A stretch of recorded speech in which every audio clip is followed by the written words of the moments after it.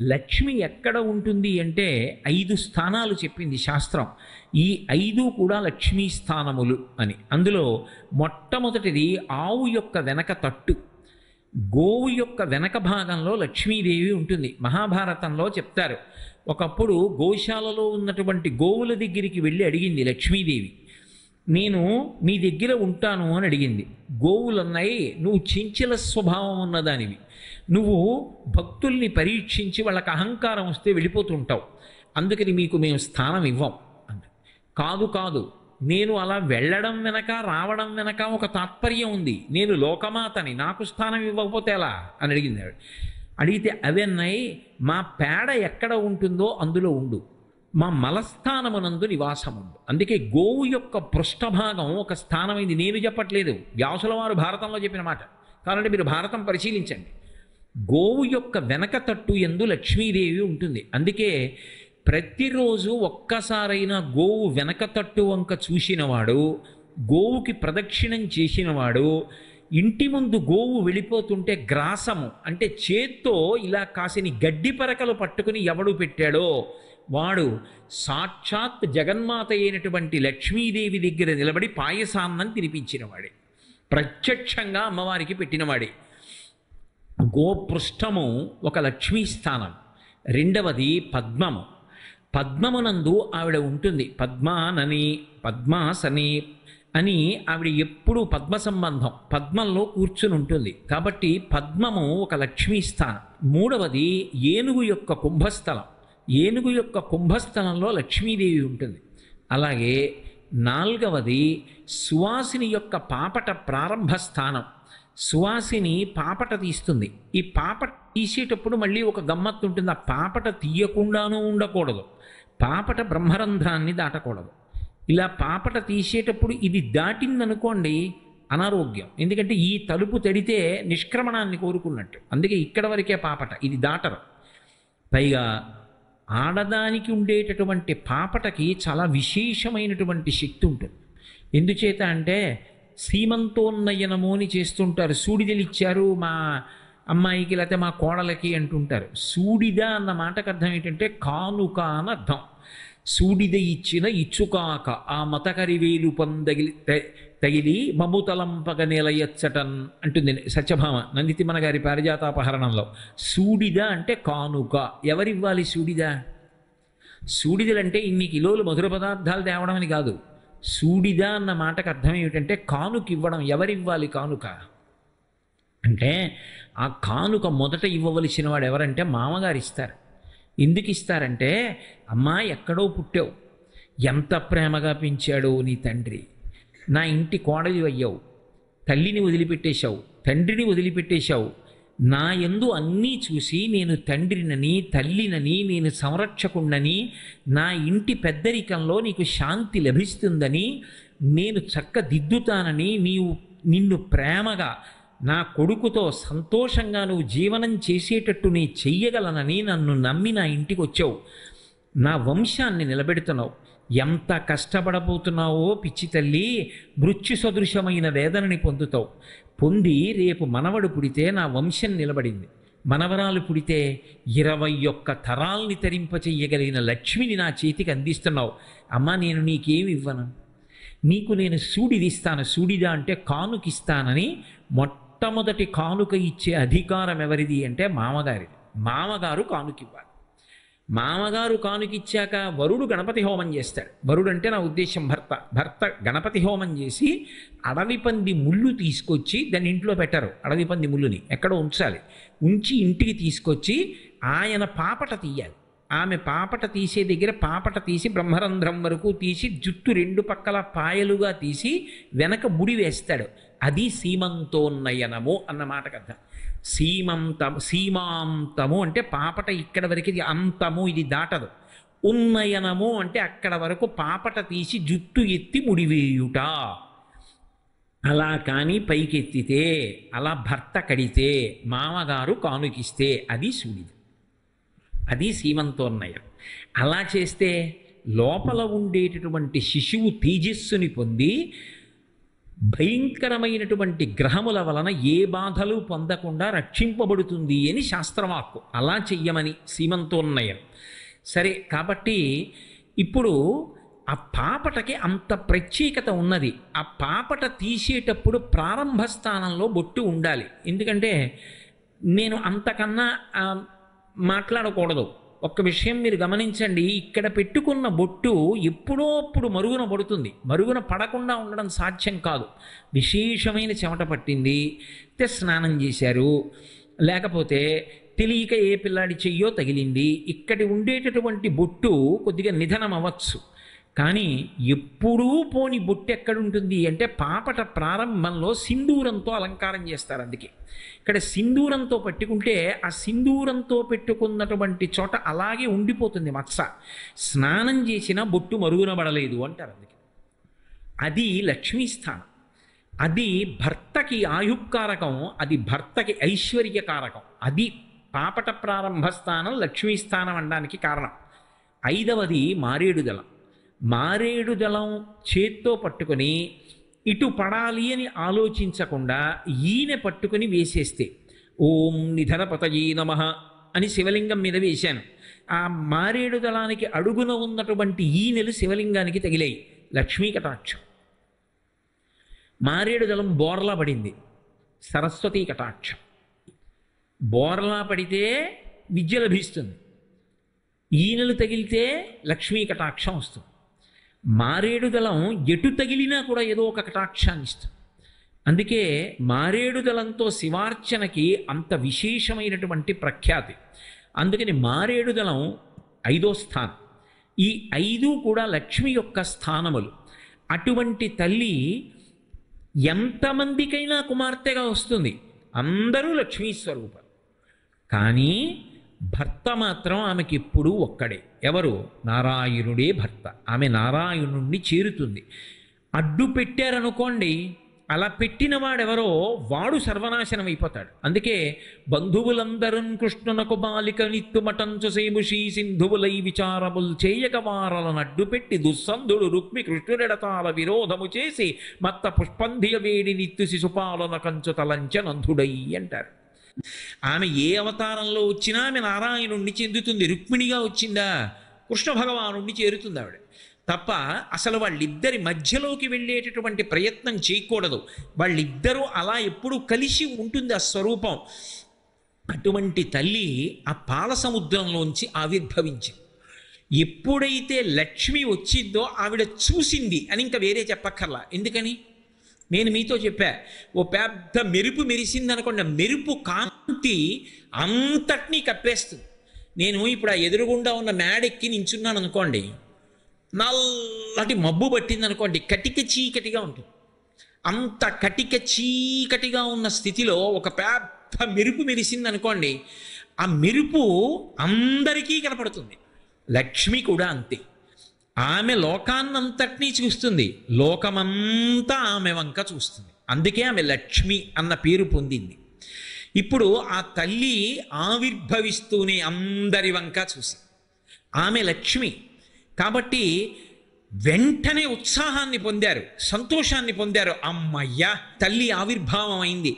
లక్ష్మి ఎక్కడ ఉన్నదో బాగా జ్ఞాపకం పెట్టుకోండి, అక్కడ సంతోషం ఉంటుంది.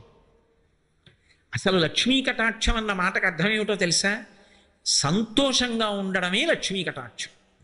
ఎన్ని ఉండనివ్వండి, ఎప్పుడు ఇలా ఇలా చెయ్యెట్టుకుని కుమిలిపోతూ ఏదో బాధపడుతూ ఏదో తనకి లేదని విషణ్ణ వదనంతో ఉంటున్నారనుకోండి ఆ ఇంట్లో వాళ్ళు, అప్పుడు వాళ్ళకి లక్ష్మీ కటాక్షం ఉందని చెప్పడం చాలా కష్టం. కానీ తనకి ఏది లేదన్న భావన చేత ఎప్పుడూ సంతోషంగా ఉంటాడు ఒక ఆయన. ఆయన నిజమైనటువంటి లక్ష్మీ కటాక్షం ఉన్నవాడు. ఆ సంతోషం కలగాలి. సంతోషం ఎప్పుడు కలుగుతుంది? నా మనసులో శూన్యం లేకుండా, అంటే నాకేదో లేదని ఏడుపు లేకుండా, ఏదైనా ఒకవేళ సమస్య ఉన్నా నేను ఈశ్వరుణ్ణి నమ్మి ఉన్నాను, ఆ ధైర్యం ఉండాలి. 2, అసలు నాకు ఇవ్వంది ఏమిటి ఈశ్వరుడు? నాకేమి ఇవ్వలేదు, నాకేమి ఇవ్వలేదని నేను ఈశ్వరుణ్ణి అడగను. నాకు ఎప్పుడెప్పుడు ఏది కావాలో ఆయనకి తెలుసు. నాకు ఎప్పుడెప్పుడు ఏది కావాలో అది ఆయన అమరుస్తాడు తప్పించి నేను నోరు తెరిచి అడగక్కర్లేదు ఎవరిని. నాకేం కావాలో ఆయనకి తెలుసు. నాకు ఆకలిస్తే ఆయనకి అన్నం పెట్టడం తెలుసు. నేను ఉపన్యాసానికి వెడితే నాతో మాట్లాడించడం ఆయనకి తెలుసు. నేను పడుకుంటే నిద్ర పట్టించడం తెలుసు. నాకు ఒక కొడుకుని ఇవ్వాలని తెలుసు. నాకు ఒక కూతురిని ఇవ్వాలని తెలుసు. ఇద్దరిని ఇచ్చాడు. నాకు ఇల్లు ఇవ్వాలని తెలుసు. నాకు బట్టలు ఇవ్వాలని తెలుసు. నాకు అన్నం ఇవ్వాలని తెలుసు. నాకు బుద్ధిని ఇవ్వాలని తెలుసు. వాడు నాకేమి ఇవ్వలేదు. వాడు నాకేమి ఇవ్వలేదని నేను ఏడవను. నాకు ఎప్పుడు ఏది కావాలో అప్పుడు అది ఇస్తాడు. మీరు ఒక్కటి ఆలోచించండి. అందుకే సంతృప్తి దేని చేత వస్తుంది అంటే ఒక మాట చెప్తారు. ఎన్ని కోట్లు ఉండనివ్వండి, ఇంట్లో చిన్న పిల్లవాడు పుడితే వాడు బయటికి ఎడుతున్నప్పుడు వాడి పాదానికి సరిపోయి చెప్పుకుంటారా? ఇంత డబ్బున్న వాళ్ళని రేపు పొద్దున్న 25 ఏళ్ళు వచ్చి పిల్లాడి పాదం ఇంకా పెరగదు అన్నప్పుడు ఎంత చెప్పు అటువంటి చెప్పులు కొనేస్తామంటారా? డబ్బులు ఉన్నాయని పెద్ద చెప్పులు కొంటారా? డబ్బులు లేవని చిన్న చెప్పులు కొంటారా? రెండూ ఉండవు. కాలికి సరిపడా చెప్పు ఉండాలి. లక్ష్మీదేవి అనుగ్రహం కూడా అలాగే ఉండాలి. నాకు అవసరం వచ్చింది, నేను ఒకరి దగ్గరికి వెళ్ళి ఇలా అడగక్కర్లేదు. నాకు ఇది ఉంటే బాగుండేమో అని నాకు ఒకటి అనిపిస్తే దాన్ని ఎలా చేకూర్చాలో ఈశ్వరుడికి తెలుసు. నా దగ్గర దానికి కావలసినటువంటి ద్రవ్యం ఉండక్కర్లేదు. ద్రవ్యం ఉండి కొనడం వేరు, ఈశ్వరుడు అమర్చడం వేరు. మీరు ఆలోచించండి. అందుకే మీరు మహాత్ముల జీవితాలు పరిశీలించండి. మహాత్ముల జీవితాలలో ఎప్పుడు ఏది జరగాలో దాన్ని ఈశ్వరుడు నెత్తికెత్తుకుంటాడు. వాళ్ళు నెత్తికెత్తుకోరు. త్యాగరాజస్వామి వారి జీవితంలో ఆయన కూతురు పెళ్ళి ఎవరి నెత్తికెత్తుకున్నాడు? రామచంద్రమూర్తి నెత్తికెత్తుకున్నాడు. ఆయన ఏం చేశాడు అంటే ఎవరో దూరం నుంచి ఓ రామచంద్రమూర్తి చిత్రపటాన్ని పట్టుకొచ్చారు. ఆయనకి రాముడి ఫోటో కనపడలేదు. అంత దూరం నుంచి నా కోసం నడిచొచ్చావా, నన్ను పాలింపగా నడచి వచ్చితివా అని పొంగిపోయాడు. యోగరతో వా భోగరతో వా సంగరతో వా సంగవిహీన యస్య బ్రహ్మణి రమతే చిత్తం నందతి నందతి నందత్యేవ. ఎప్పుడూ సంతోషమే. ఆ సంతోషం ఉంటుంది కాబట్టే వాళ్ళు అన్ని చేయగలరు. ఆ సంతోషం ఉండకుండా ముందు అన్నిటికీ భయపడతాం కాబట్టే మనం చేయలేకపోతాం. లక్ష్మీ కటాక్షమున్నది అన్న మాటకు అర్థం అది. ఎవరి యందు లక్ష్మీ కటాక్షము విశేషంగా ఉంటుందో వాళ్ళు అనితర సాధ్యమైన కార్యాలు చేస్తారు. అందుకే 32 సంవత్సరాల్లో శంకర భగవత్పాదులు యావత్ భారతాన్ని పాదచారి అయి పర్యటించారు. ఆయన్ని చంపేద్దాం అనుకున్న వాళ్ళ దగ్గరికి కూడా వెళ్ళి పరమ ప్రశాంతంగా మాట్లాడి స్నేహశీలతని పొంది అవైదికమైనటువంటి వాదనలను ఎన్నిటినో ఖండించి వేద ప్రమాణాన్ని నిలబెట్టి వేదాంతర్గతమైన అద్వైత సిద్ధాంతాన్ని ఆవిష్కరించి ఇవాళ మనం చేసుకుంటున్న శ్రీరామనవమి, కృష్ణాష్టమి, ఈ తిథులన్నీ నిలబడ్డాయంటే శంకరాచార్యుల వారు పెట్టిన భిక్ష. అంతటి మహానుభావుడే ఎన్ని స్తోత్రాలు ఇచ్చారు, ఎన్ని ప్రకరణాలు ఇచ్చారు, ఎన్ని గ్రంథాలు ఇచ్చారు, ప్రస్థానత్రయానికి భాష్యం ఇచ్చారు, ఎంత తపస్సు చేశారు, ఎంత త్యాగశీలి అయి నిలబడ్డారు. 32 సంవత్సరాల వయస్సులో శంకర భగవత్పాదులు ఇన్ని విషయాలు సాధించగలిగితే ఆయన కన్నా లక్ష్మీదేవి అనుగ్రహం ఉన్నవాడు ఇంకొకడు ఉన్నాడని చెప్పడం సాధ్యం అవుతుందా? అసలు నిత్యోత్సాహి, భంగధర వ్యాధి వచ్చి కట్టుకున్న పంచ 10 నిమిషాల్లో నెత్తురితో తడిసిపోతున్నా సరే అంతే సంతోషంగా ఉండగలిగేవారు. ఆయన లక్ష్మీ కటాక్షం ఉన్నారు. ఆఖరికి సింహిక ఎదురొచ్చిన సురస ఎదురొచ్చి నిన్ను నేను తినేస్తానన్నా సరే ప్రహృష్టవదన శ్రీమాన్ ఇదం వచనమబ్రవీత్ అంటారు హనుమ గురించి సుందరకాండలో. పరమ సంతోషంగా మాట్లాడతారు, తప్ప బెంగపెట్టుకోరు. అలా ఎవరు నిలబడగలడు అంటే అది ఒక్క పిల్లవాడికి చెందుతుంది, భక్తుడికి చెందుతుంది. పిల్లవాడు ఉన్నాడు అనుకోండి, వాడిని అకస్మాత్తుగా నేను సముద్రం దగ్గరికి తీసుకెళ్ళి గురే పెద్ద బొబ్బ అన్నాను అనుకోండి, వాడు ఇలా చూసి అప్పటిదాకా పెద్ద బొబ్బ అని అడిగినవాడు అదేరా పెద్ద బొబ్బ అంటే నేను ఎత్తుకోక్కర్లేదు, వాడే కరిచేసుకుంటాడు, గట్టిగా కరిచేసుకుని కంఠం పట్టేసుకుంటాడు. నేను పట్టుకోక్కర్లేదు. ఎందుకని వాడికి భయం ఆ సముద్రాన్ని చూస్తే. కానీ వాడికి ఊరటేమిటి? తాతగారు ఉన్నారు, ఆయన నన్ను అందులోకి వదలరు. అది వాడి ధైర్యం. భక్తుడికి కూడా ధైర్యము సంతోషము ఎక్కడంటే నేను నమ్ముకున్నవాడు ఉన్నాడు, వాడు ఉండగా నేను ఎందుకు పాడైపోతాను. అందుకే వాడికి ఏడవడానికి కారణం ఉండదు. దరిద్రుడికి సంతోషించడానికి కారణం ఉండదు. ఎన్ని ఇవ్వండి, వ్యాప్తిం పొందక వగవక ప్రాప్తంబగు లేశమైన 10,000ను చుంతృప్తించందని మనుజుడు సప్తద్వీపములనైన చక్కంబడునే అంటారు పోతన గారు భాగవతంలో. తృప్తి, సంతోషము, లక్ష్మీ కటాక్షము, అనుగ్రహము పొందినటువంటి వాడికి తృణం దొరకనివ్వండి, ఎంత సంతోషం. ఈశ్వరుడిచ్చాడు, పొంగిపోతాడంతే.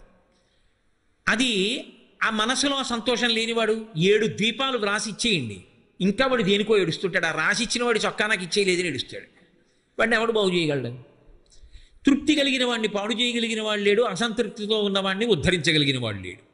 కాబట్టి అన్నిటికన్నా పెద్ద లక్ష్మి ఏది అంటే అసలు ఆ ఉత్సాహమే. అందుకే తల్లి క్షీరసాగరంలోంచి ఆవిర్భవించింది అనేటప్పటికీ అందరిలో ఆ సంతోషము ప్రకటనమైంది. ఇప్పటిదాకా నిరుత్సాహంగా ఉండిపోయినటువంటి వాళ్ళందరూ పరమానందాన్ని పొందారు. ఆ తల్లి బయటికి వచ్చింది అనేటప్పటికీ స్నానం చెయ్యాలి. ఎందుకు ఈ స్నానానికి ఇంత గొప్పతనం అంటే లక్ష్మీదేవి విషయంలో ఆమె అనుగ్రహం కలగడానికి ఒక లక్షణాన్ని శ్రీ సూక్తంలో కూడా లక్ష్మీర్ దివ్యైర్ గజేంద్రై అని ఆ బంగారు కలశలతో నీళ్లు పట్టుకుని అభిషేకం చేస్తున్నటువంటి స్థితిలో ఆ బట్ట తడిసి ఉన్నటువంటి లక్ష్మీదేవిని వర్ణిస్తారు. శంకరాచార్యుల వారు కూడా ఆ కనకధారాస్తవం చేస్తూ దిగ్గస్థిభి కనక కుంభముఖావసృష్ట స్వర్వాహిని విమలచారు జలప్లుతాంగీం ప్రాతర్నమామి జగతాం జననీ వశేషలోకాధినాథ గృహిణీం అమృతాభిపుత్రీం అంటారు. ఆ దిగ్గజములు తీసుకొచ్చి తమ తొండములతో నీళ్లు పోస్తుంటాయి, ఆకాశగంగా జలాలు తీసుకొచ్చి స్వర్ణపాత్రలతో అభిషేకం చేస్తుంటాయి. ఆ అభిషేకం చేస్తున్నప్పుడు తడిసినటువంటి బట్టతో కూర్చున్నటువంటి తల్లిని జగన్మాతని మాతృభావనతో ఎవడు చూస్తాడో వాడికి సమస్తమైన దురితములు నశించి ఐశ్వర్యం కలుగుతుంది.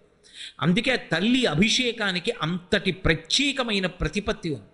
అందుకు శ్రీ సూక్తం కూడా నేను ఏ తల్లిని ఆరాధిస్తున్నాను అంటే లక్ష్మీర్ దివ్యైర్ గజేంద్రైర్ మణిగణకచితై స్థాపిత హేమకుంభై నిత్యం సా పద్మహస్తా మమవసతు గృహే సర్వమాంగళ్యయుక్త లక్ష్మీం క్షీరసముద్రరాజతనయాం శ్రీరంగధామీశ్వరీం దాసీభూత సమస్త దేవ వనితాం లోకైక దీపాంకురాం అంటుంది. అటువంటి తల్లి కనుక ఆమె స్నానము లోకములకన్నింటికీ కూడా అనుగ్రహాన్ని వర్షిస్తుంది. బాహ్యంలో నేను స్నానం చేశాననుకోండి నాకు శౌచము సిద్ధిస్తుంది, కానీ భగవంతుడికి చేయించేటటువంటి స్నానము కేవలము ఆయన శౌచము కొరకు కాదు. అందుకే ఏదైనా విశేషమైనటువంటి విభూతిని కట్టపెట్టడానికి చేయించే స్నానాన్ని అభిషేకము అని పిలుస్తారు. ఏదో ఒక ఆయనకి రాజదండాన్ని చేతిలో పెట్టి విష్ణు అంశని ప్రవేశపెడుతున్నారనుకోండి, నా విష్ణు పృథివీపతి, విష్ణువు యొక్క అంశ లేనివాడు పృథివీపతి చక్రవర్తి మహారాజు కాలేడు. ఆ విష్ణు తత్వాన్ని, ఆ విష్ణువు యొక్క అంశని ప్రవేశపెట్టాలి అంటే పట్టాభిషేకము అంటారు. అంటే కొన్ని మంత్రభాగములను సమన్వయం చేస్తూ ఆ ప్రధాన కలశలో ఉండేటటువంటి జలాల చేత అభిషేకం చేస్తారు. మంత్రములతో కలిపి ఒక గొప్ప శక్తిని ప్రవేశపెట్టడానికి చేయించేటటువంటి స్నానం వేరు మనుష్యులకు, అది ఓ పట్టాభిషేకంలో చేస్తారు. ఓ సన్యాసాశ్రమం ఇస్తున్నారనుకోండి, సాలగ్రామం తల మీద పెట్టి నీళ్లు పోస్తారు. అది ఒక ప్రత్యేకమైనటువంటి స్నానం. ఒక్కొక్కసారి ఒక్కొక్క రకమైనటువంటి స్నానము చేత దివ్యశక్తులను కల్పిస్తారు భగవంతుడికి. అందుకు కాదు, లౌకికంగా మనం ప్రతిరోజు చేసే స్నానం శౌచసిద్ధి కొరకు చేస్తాం. బాహ్యమునందు శౌచం, ఆంతరమునందు భగవన్నామముల చేత స్నానాన్ని అనుసంధానం చేస్తే దాని చేత ఆంతర శౌచము కలుగుతుంది అని. కానీ అమ్మవారికి స్నానం చేయించడం ఆమెకేదో శుద్ధి లేదనో లేకపోతే స్నానం చేస్తే శౌచం వస్తుందనో కాదు. ఆమెకి స్నానం చేయిస్తున్నాము అంటే కేవలము ఆమెకి ఆ అభిషేక మంత్రముల చేత జరుగుతున్నటువంటి స్నానము చేత లోకమంతా కూడా చల్లబడుతుంది. శివాభిషేకం జరిగింది అంటే శివలింగం చల్లబడితే లోకం ఎలా చల్లబడుతుందో అలా ఆ తల్లికి జరిగిన అభిషేకము చేత లోకమంతా చల్లబడుతుంది. చల్లబడ్డం అంటే నాకు అవసరం ఉంది, కోర్కె కాదు, అవసరం. ఆ అవసరం తీరలేదు. సాధారణమైన ఒక ధర్మబద్ధమైన విషయాన్ని ఆవిష్కరించడానికి ఉదాహరణ చెప్తున్నాను. నాకు ఓ కొడుకు పుట్టాలని కోరికుంది ఒక ఆయనకి. అది దోషమేం కాదు. వంశవృద్ధి కొరకు తన తర్వాత కూడా సింహాసనానికి నీరాజనం ఇచ్చేవాడు ఉండాలని, ఓ కొడుకు కలగాలని కోరుకున్నాడు. ఇప్పుడు అది అవసరం, వంశాభివృద్ధి కొరకు కాదు. ధర్మపత్నిని స్వీకరించాడు ధర్మ ప్రజాపత్యర్థం అని. ఆ కొడుకు కలగాలన్న కోరిక తీరనంత కాలం లోపల వేడి. ఇప్పుడు ఆ కొడుకు పుట్టాడు, కోరిక తీరిపోయింది, అమ్మాయి నా మనసు చల్లపడిందండి అంటాడు. ఇప్పుడు అందరి మనసులు చల్లబడ్డం అంటే అందరి అవసరాలు తీరడం ఎక్కడి నుంచి వస్తుంది అంటే తల్లి అభిషేకంలోంచి వస్తుంది. అందుకే లక్ష్మి ఆవిర్భవించింది అంటే వీళ్ళందరూ వచ్చి వరుసగా సాష్టాంగ నమస్కారాలు చేయలేదు, లేకపోతే ఆవిడ మీద స్తోత్రాలు చేయలేదు.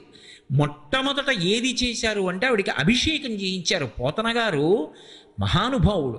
పోతన గారికి శ్రీ విద్యా సంప్రదాయం తెలియదు అనుకుంటే అంతకన్నా సాహసం ఇంకొకటి లేదు. వారు ఏదైనా ఒక విషయాన్ని రచన చేశారు అంటే అందులో నిగూఢమైనటువంటి తత్వాన్నంతటినీ ఆవిష్కరిస్తారు. అందుకే ఆ తల్లి అభిషేకానికి అంతటి ప్రాధాన్యత. ఇప్పుడు ఆ తల్లి అభిషిక్తురాలైతే ఇంద్రుడు మళ్ళీ తిరిగి రాజ్యాన్ని పొందుతాడు. అందుకే త్వరపడిన వాడెవరంటే ఇంద్రుడు. మళ్ళీ ఉత్సాహం వచ్చింది ఆవిడ రాగానే. ఆవిడ కాంతి తళుక్కని మెరవగానే ఉత్సాహాన్ని పొందాడు. గబగబా వెళ్ళి రత్నములు పొదగబడినటువంటి పీఠాన్ని తీసుకొచ్చి అమ్మవారి స్నానానికి సమర్పించాడు. సమర్పించగానే దేవతల యొక్క భార్యలందరూ గబగబా వెళ్ళి తీర్థజలాలన్నిటినీ కూడా తీసుకొచ్చి బిందెలలో సిద్ధం చేశారు. అందులో పల్లవములను ఉంచాలి. మర్యాకు మొదలైనటువంటి పల్లవములను తీసుకొచ్చి ఉంచుతారు. మీరు దేవీ భాగవతం చదివితే అందులో అమ్మవారి యొక్క కలశలలో పెట్టేటటువంటి పల్లవములను గురించి వర్ణిస్తారు. భూదేవి లేచి ఆ స్నాన కలశలో ఉంచవలసినటువంటి పల్లవములను ఇచ్చింది.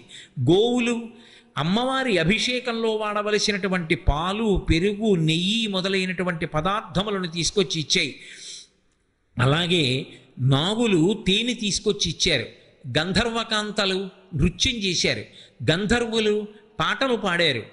మేఘములు గొప్ప ఆ మంగళధ్వనులను చేశాయి.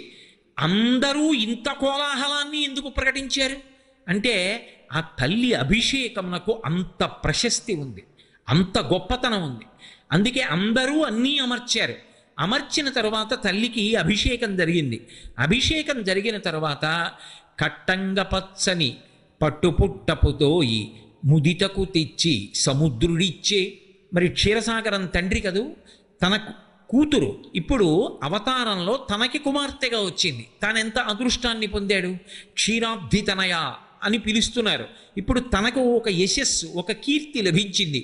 అందుకే ఆవిడ కట్టుకోవలసినటువంటి పచ్చని పట్టుపుట్టాన్ని గబగబా వెళ్ళి ఆ పాల సముద్రం, ఆ క్షీర సముద్రం తీసుకొచ్చి ఆవిడికి సమర్పించింది. కాబట్టి కట్టంగ పచ్చని పట్టుపుట్టపు దోయి ముదితకు తెచ్చి సముద్రుడిచ్చే. దిగ్గజములన్నీ కూడా గంగాజలాల్ని తీసుకొచ్చి తమ తొండములు జాపి ఆ కలశములతో అమ్మవారికి అభిషేకం చేస్తున్నాయి.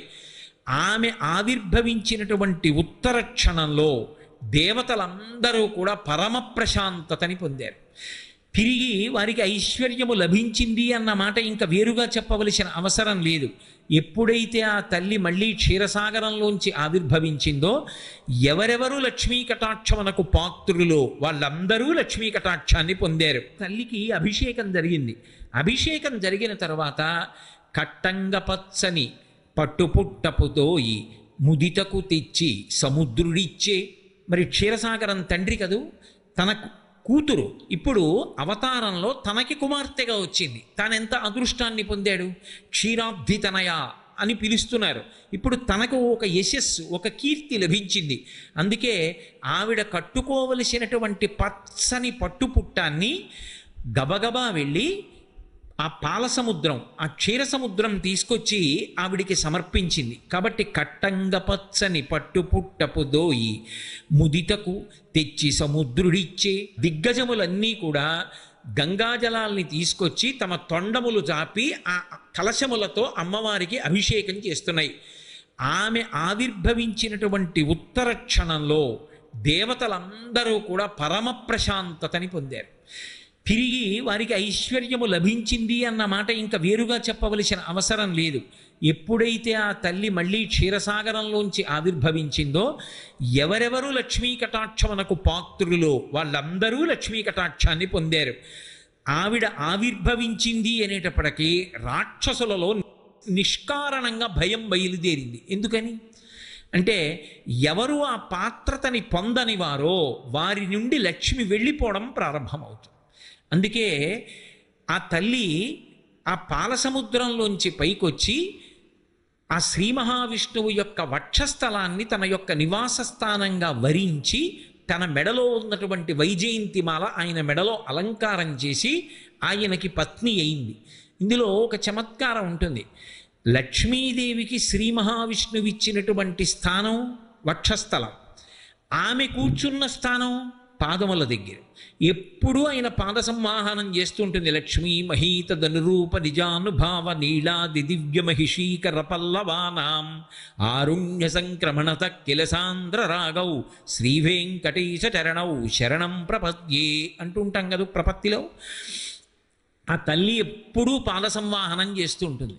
కానీ శ్రీ మహావిష్ణువు ఆమెని తన గుండెల్లో పెట్టుకున్నాడు. ఎందుకని? ఎక్కడ ఏ ఆడపిల్ల పుట్టినా ఆ ఆడపిల్లని కన్యాదానం చేసినప్పుడు లక్ష్మీ స్వరూపగా సంభావించి శ్రీమన్నారాయణునికి ఇస్తున్నామని కన్యాదానం చేస్తాం. పతిని అనుగమించినటువంటి స్త్రీ భర్త యొక్క గుండెల్లో స్థానాన్ని పొందుతుంది సుమా అని చెప్పడానికి లక్ష్మీదేవి ఉదాహరణ. 2, ఆమె దయాస్వరూపిణి. అందుకే వేదాంత దేశికులు ఆవిడ మీద శతకం చేస్తే ఇక లక్ష్మీ శతకము అని చెప్పలేదు, దయాశతకము అన్న పేరుతో శతకం చేశారు. ఇప్పటికీ అలివేలు మంగాపురం వెడితే దయాశతకంలో శ్లోకాలు చదువుతుంటారు అమ్మవారికి అలంకారం చేస్తున్నప్పుడు. ఆ వేదాంత దేశికులు ఆవిడ్ని దయాస్వరూపిణి అని పిలిచారు. మీరు చూడండి, ఆయనకి దయ లేదండి అన్నప్పుడు అంత పని అలా చేశాడండి, దయలేదు అని ఇలా అనరు. లేకపోతే దయ లేదండి అని కాళ్ళు చూపించరు, దయ లేదండి పొట్ట చూపించరు.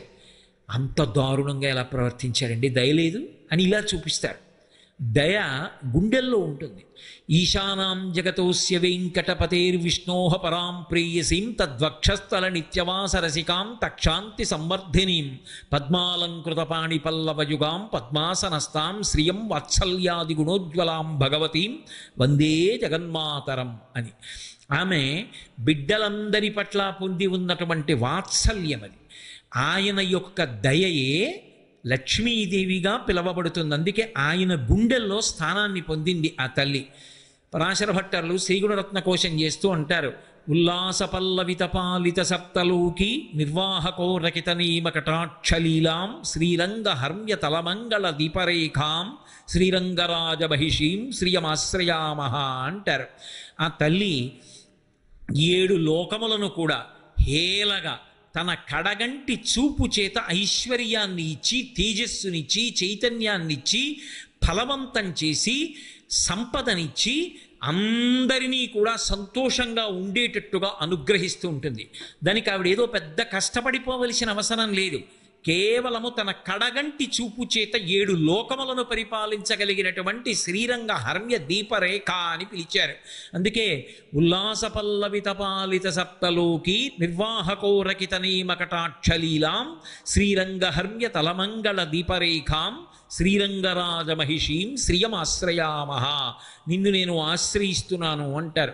ఆ తల్లి గురించి చెప్తూ శంకర భగవత్పాదుల సౌందర్యలహరిలో మాట అంటారు, సకృన్నత్వా నత్వా అంటారు. ఆమె అనుగ్రహము ఎక్కడ పరిపుష్టమై ఉంటుంది అంటే పాత్రత ఉన్న చోట. పాత్రత అంటే ఎవరు సద్గుణ శోభితుడై ఉంటాడో, ఎవడు మంచి సంస్కారవంతుడై ఉంటాడో, ఎవడు నిరంతరము మనసులో ఆర్ద్రత భక్తి కలిగి ఉంటాడో అటువంటి వాడికి ఆ తల్లి యొక్క అనుగ్రహము పరిపుష్టమై ఉంటుంది. పరమ సంతోషంగా ఆయన దేని గురించి బెంగ పెట్టుకోవలసిన అవసరం ఉండదు, ఆమె అనుగ్రహిస్తుంది. అందుకే మీరు చూడండి, ఆర్తో జిజ్ఞాసుర్ అర్ధార్థి జ్ఞానీచ భరతర్షభ. అర్ధార్థి అన్న మాట రావాలి, నాకు డబ్బు కావాలి అన్నమాట ఏమిటి? ఆర్తో, ఆర్తి కలిగి ఉన్నాడు, అందులోకి అన్నీ వెళ్ళిపోలేదా? ప్రాణం కావాలి ఆర్తి, డబ్బు కావాలి ఆర్తితో పిలిచాడు. మళ్ళీ అర్ధార్థి ఎందుకు వచ్చింది? అర్ధార్థి అంటే కూడబెట్టుకోవడానికి డబ్బు అడిగిన వాడు కాడు. ఏదో తీసుకొచ్చి ఊరికే కూడబెట్టి అదంతా కూడా తాను అనుభవించాలని విర్రెక్కిపోయి ఆఖరికి తనతో పట్టుకెళ్ళేది లేక ప్రాణం విడిచిపెట్టేవాడి విషయంలో తన్వయం అవదు. తల్లి గర్భము నుండి ధనము తేడెవ్వడు వెళ్ళిపోయడినాడు వెంటరాదు, లక్షాధికారైన లవణమన్నమే గాని మెరుగు బంగారంబు మింగబోడు, విత్తమార్జన చేసి విర్రవీగుటె గాని కూడపెట్టిన సొమ్ము కుడువలేడు, పొందుగా మరుగైన భూమి లోపల పెట్టి దాన ధర్మము లేక దాచి దాచి తుదకు దొంగలకిత్తురో దొరలకౌను, తేనె జుంటీగలియవా తెరువరులకు భూషణ వికాస శ్రీధర్మపుర నివాస దుష్ట సంహార నరసింహ దురిత దూరా అంటాడు. ఆ తేనె పట్టు కట్టినప్పుడు తేనెటీగలు ఎంతో కష్టపడి మైనం తెచ్చి చెట్టుకు పట్టు కట్టి అన్ని చోట్లకి వెళ్ళి ప్రతి పువ్వు మీద వాలి చుక్క చుక్క తేనె తీసుకొచ్చి గదులు నింపి మైనంతో మోస్తాయి. పట్టంతా తేనెతో నిండిందని తెలుసుకున్నవాడు ఒకడు చూసి గబగబా వచ్చి తేనె పట్టు కింద 4 ఎండాకులు 4 పచ్చాకులు వేసి అగ్నిహోత్రం వెలిగిస్తాడు. అందులోంచి వచ్చిన వేడికి పొగకి తేనెటీగలన్నీ దూరంగా పారిపోతాయి. వీడి చెట్టెక్కి పట్టు కిందకి దింపి పిండి అందులో ఉన్న తేనె తాగి వెళ్ళిపోతున్నాడు. ఎవరికీ తెలియదు సంపాదించిందంతా దాచుకుందామని దాచినటువంటి వాడు చిట్ట చివరికి దొంగలకి ఇచ్చాడో దొరలకి ఇచ్చాడో ప్రభుత్వం పట్టుకుపోయింది. నిజంగా తన ఐశ్వర్యం తనదైంది అన్న మాటకు అర్థం ఏమిటంటే ఎవడు దానం చేశాడో వాడు పుణ్యంగా తనతో పట్టుకుపోతాడు తప్ప పుణ్యంగా మార్చుకున్నవాడు తన ఐశ్వర్యాన్ని తనతో పట్టుకెళ్ళగలడు. అంటే ఇది డబ్బు ఒక్కటే కాదు అని మీరు బాగా గుర్తుపెట్టుకోవాలి. నేను తరచుగా ఈ మాట మీతో ప్రస్తావిస్తున్నా.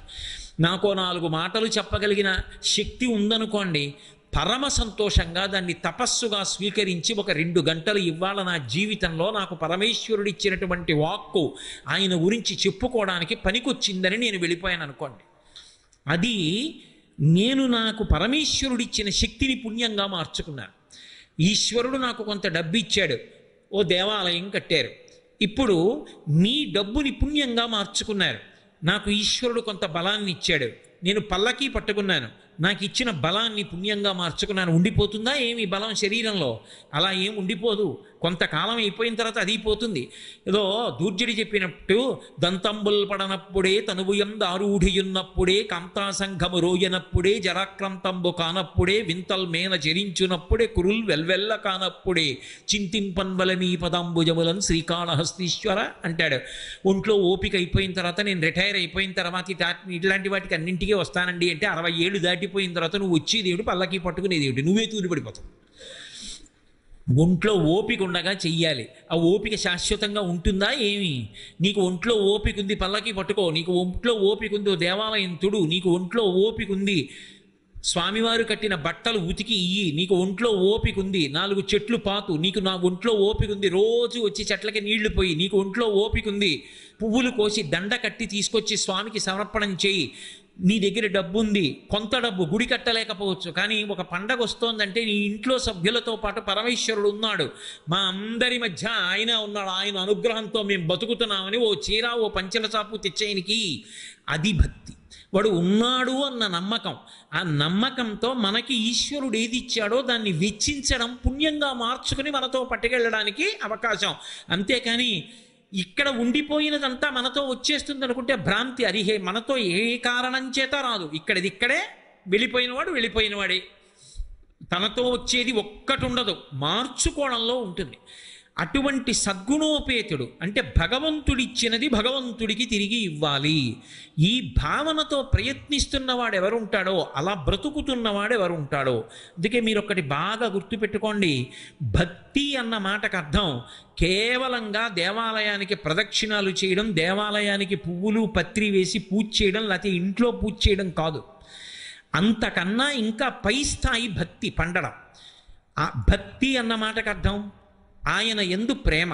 ఆయన ఉన్నాడన్న మాట ఒకటి ఒప్పుకుంటే కదా, ఆయన ఉన్నాడు అన్న మాట ఒప్పుకున్నది నిజమైతే, ఆయనకి నేను చేరువ అవ్వాలి అని కోరుకుంటే నిజానికి నేను చెయ్యవలసింది ఏమిటి? ఆయన చెప్పినట్టు బ్రతకాలి. ఆయన ఏది చెయ్యమన్నాడో అది చెయ్యాలి, ఆయన ఏది చెయ్యొద్దన్నాడో అది చెయ్యకుండా ఉండగలగాలి. నేను ఆయన చెయ్యొద్దన్న పని చేస్తే రేపు నన్ను చూసి ముఖం తిప్పుకుంటాడు, నాకు ఇది అక్కర్లేదు ఆయన కావాలి. ఆయన అనుగ్రహం ఉందా నాకు ఏదైనా దొరుకుతుంది. ఆయన ముఖం తిప్పుకున్నాడా నేను తెచ్చుకున్నది ఏది నాకు నిలబడదు. అందుకే భక్తి యందు 2 విరుద్ధ లక్షణాలు ఉంటాయి. భక్తి వలన భయం ఉంటుంది, భక్తి వలన ధైర్యం ఉంటుంది. ధైర్యంగాను భయంగాను ఒకేసారి ఉండడం కుదరదు. కానీ భక్తి ఉన్నవాడు ఆయన ఉన్నాడని ధైర్యంగా ఉంటాడు, భక్తి ఉన్నవాడు ఆయన ఉన్నాడని తప్పు చేయడానికి భయంగా ఉంటాడు. రెండిటిని ఏకకాలమునందు ఇవ్వగలిగినది ఏది అంటే భక్తి. అంతేకాని కేవలం పదార్థాలు తీసుకొచ్చి ఆయన మీద పోసేయడం భక్తి అంటే అంత బాగా కుదురుతుంది అన్నంత స్థాయిలో చెప్పడం కష్టం. కానీ భక్తి లేనివాడని చెప్పడం మాత్రం సాధ్యం కాదు. అసలు ఉన్నాడని నమ్మి వచ్చాడు కదా, కాబట్టి భక్తి ఉంది. శంకరులంతటి వారు శివానందలహరి చేస్తూ గభీరే కాసారే విశితి విజనే ఘోర విపినే విశాలే శైలే చ భ్రమతి కుసుమర్ధంజలమతే సమర్ప్యేచేత సరసిజముమానాధభవతే సుఖేనావస్థాతుం జనైహ నజానాతి కిమహో అంటారు. ఎందుకురా ఇవన్నీ? నీ మనసొక్కటి మొట్టమొదట అక్కడ పెట్టిన తరువాత నువ్వేం తెచ్చి ఆయన స్వీకరిస్తాడు. ఆ భక్తి, అటువంటి భక్తి కలిగిన నాడు నేను ఇది చెయ్యను, ఎందుకు చెయ్యను, ఆయన ఒప్పుకోడు. ఆయన నా ముఖం చూడడు, నాకొద్దు. నేను ఇది చేస్తాను, ఎందుకు చేస్తాను, ఆయన సంతోషిస్తాడు. ఒరే నిన్న నువ్వేం చేసావో నాకు తెలుసురా, మంచి పని చేసావురా అని నన్ను చూడగానే ఒక కాలు పైకెత్తి తొడ కింద పెట్టుకుని ఒక కాలే పాదపీఠం మీద పెట్టినవాడు నన్ను చూడగానే రారా కడుగు అని 2 పాదాలు కిందకి దింపుతాడు. పరాశర భట్టర్లు శ్రీగుణరత్న కోశంలో అంటారు, ఏకంజంచనతి క్షమం మమ పరంచ ఆకుంచ పాదాంబుజం మధ్యే విష్టర పుండరీకమభయం విన్యస్య హస్తాంబుజం త్వాం పశ్యేమ దిశీదుషీం ప్రతికలంకారుణ్యకూలంకష స్ఫారాపాంగతరంగమంబ మధురం ముగ్ధం ముఖం బిభ్రతీం అంటారు. తొడ కింద పెట్టుకున్నటువంటి కాలు కూడా కిందకి వదిలిపెట్టి 2 పాదములు కడగరా చూడరా అని తల్లి చీర ఇలా కొద్దిగా పైకి తీసి మంజీరములతో ఉన్న పాదములు కనపడేటట్టుగా అనుగ్రహించాలి అంటే ఆ వాణ్ణి చూసి ఆవిడ సంతోషించాలి. ఆవిడ దేనికి సంతోషిస్తుంది? నువ్వు డబ్బున్నవాడివని సంతోషించదు, నువ్వు బలమున్నవాడివని సంతోషించదు, నీకు సరస్వతి కటాక్షం ఉందని సంతోషించదు, నువ్వేదో పెద్ద పదవి వెలగబెడుతున్నావని సంతోషించదు. అవన్నీ ఆవిడిచ్చింది. ఆవిడిచ్చింది కాబట్టి ఇంద్రుడు కూడా కూర్చున్నాడు. విశ్వామరేంద్రపద విభ్రమదాన దక్షం ఆనందహేతురధికం మురవిద్విషోపి ఈశన్ నిశీతతు మయీక్షణ వీక్షణార్థ ఇందీవరోదర సహోదరం ఇందిరాయా అంటారు శంకర భగవత్పాదులు. అటువంటి తల్లికి నేనేమిస్తాను? కాదు, ఆమె ఉన్నదని నమ్మి ఆమె యందు భక్తితో ఉంటే ఆ తల్లిని 100 మార్లు పిలవవలసిన అవసరం ఉండదు. వాడికి ఏం కావాలో ఆవిడ చూస్తుంది. ఓ పసిపిల్లవాడు ఉన్నాడు, వాడి చెవిలో పురుగు దూరింది, వాడు ఏడుస్తూ చెవి మీద ఇలా కొట్టుకుంటూ ఉంటాడు. అమ్మ గ్రహించి చీరని నోట్లో పెట్టుకుని తడి చేసి తిరిచేసి చెవిలో పెట్టి పురుగు తీసేసి, నాన్న చచ్చిపోయాను రా, చూడలేదురా, ఎంత బాధపడ్డావో రా అంటుంది. వాడేమి నోరు విప్పి చెప్పక్కర్లేదు. మలమూత్రంబులతో మహాభయముతో మాతృస్తనాపేక్షతో చలమూర్ఖత్వముతో సదాభ్రమతతో చాంచల్య చిత్తంబుతో బరువైనట్టి కపజ్వరగ్రహ మహాబాల్యామయ శ్రేణితో కలనైనంతమ చింతలేక చెడితిన్ కామ్యార్థినే శంకర అంటారు. అటువంటి స్థితిలో ఏదీ నోరు విప్పి చెప్పకపోయినా అన్నీ ఇచ్చి కాపాడిన అమ్మలా ఆ తల్లి యందు భక్తి కలిగి పాత్రత ఉన్నవాడు ఎవడున్నాడో వాడి అవసరాల గురించి వాడు ఆలోచించవలసిన అవసరం ఉండదు.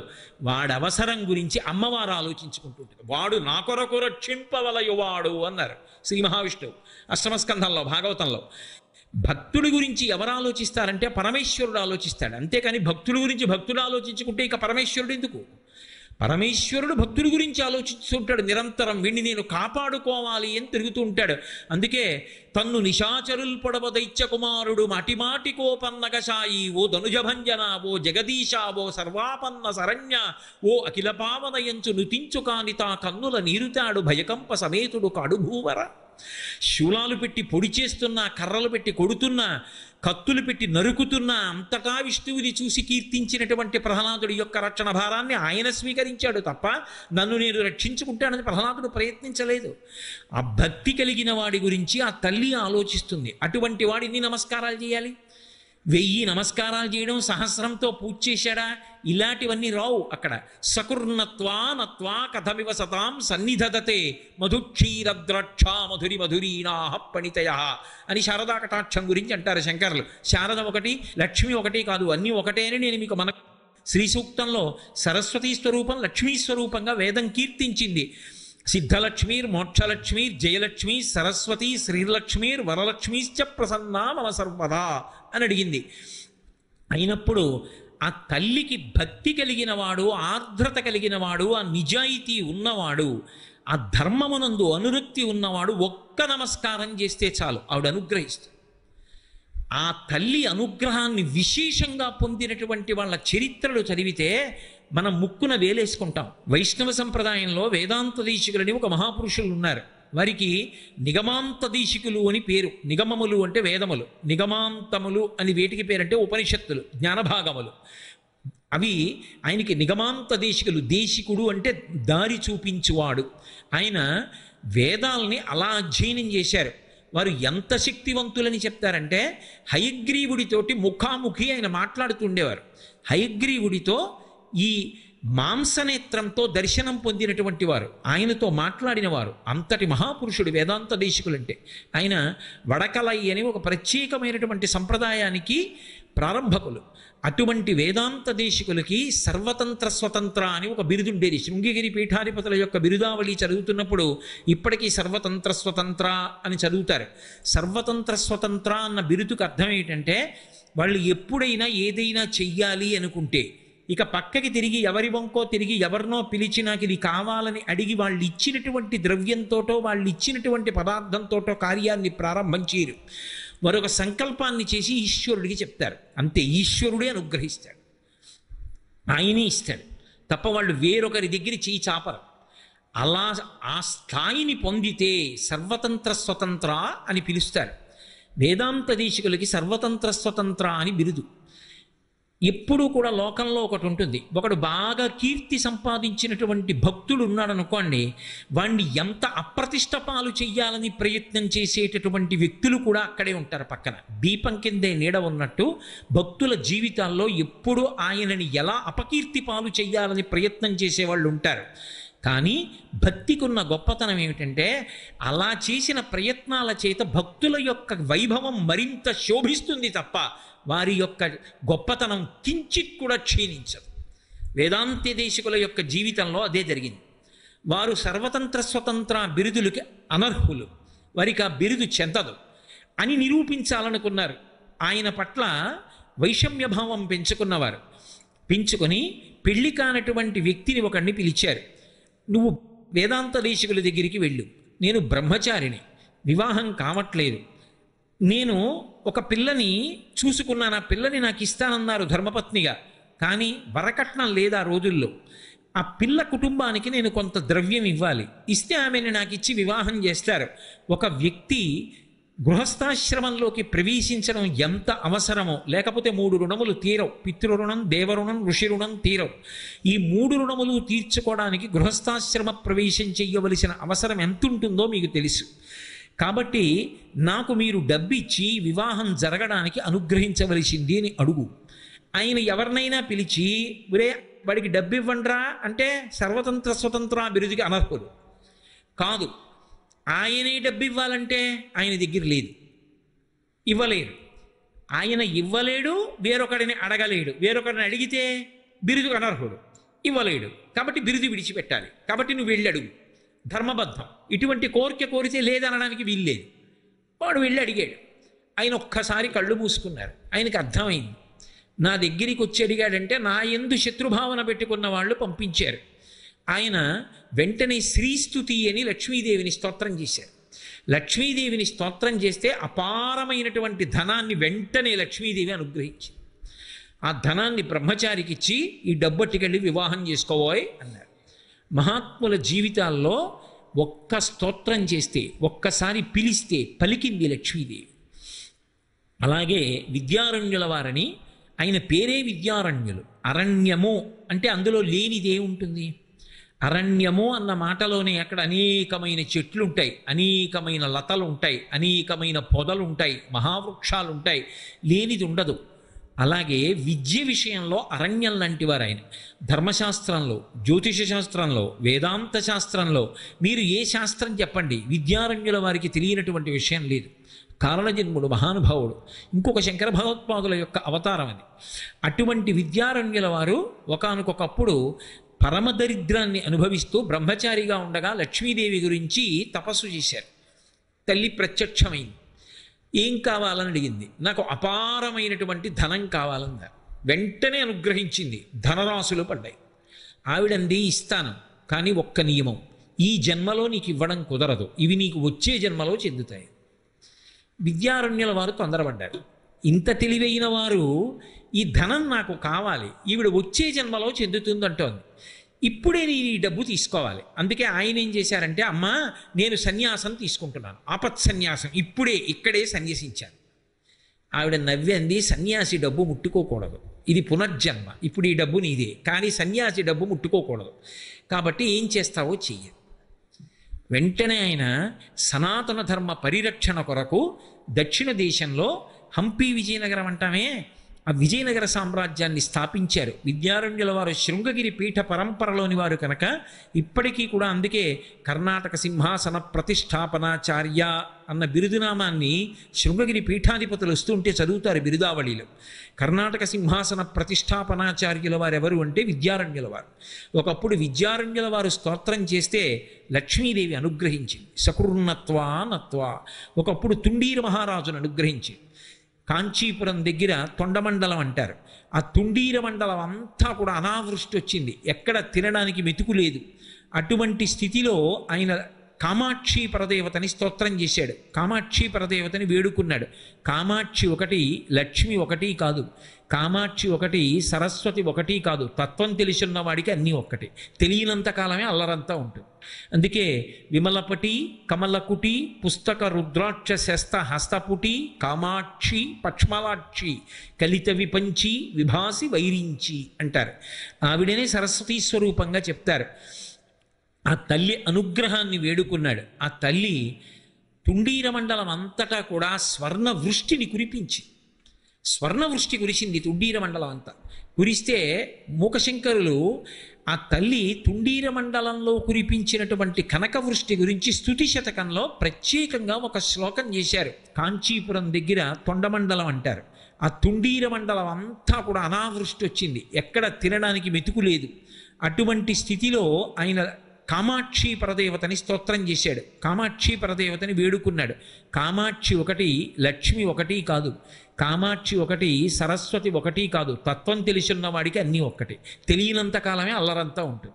అందుకే విమలపటి కమలకుటి పుస్తక రుద్రాక్ష శస్త హస్తపుటి కామాక్షి పక్ష్మలాక్షి కలిత విపంచి విభాసి వైరించి అంటారు. ఆవిడనే సరస్వతీ స్వరూపంగా చెప్తారు. ఆ తల్లి అనుగ్రహాన్ని వేడుకున్నాడు. ఆ తల్లి తుండీర మండలం అంతటా కూడా స్వర్ణ వృష్టిని కురిపించి, స్వర్ణ వృష్టి కురిసింది తుండీర మండలం అంతా. కురిస్తే మూకశంకరులు ఆ తల్లి తుండీర మండలంలో కురిపించినటువంటి కనకవృష్టి గురించి స్తుతి శతకంలో ప్రత్యేకంగా ఒక శ్లోకం చేశారు.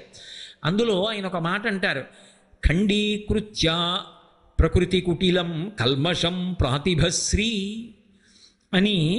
అత శుండీరత్వం పదయుగజుషాం అని ఆ తల్లి నువ్వు ఆ శూన్యతంద్రం దిశంతి తుండీరాఖ్యే మహతి విషయే స్వర్ణవృష్టి ప్రదాత్రి అన్నారు ఆ శ్లోకంలో.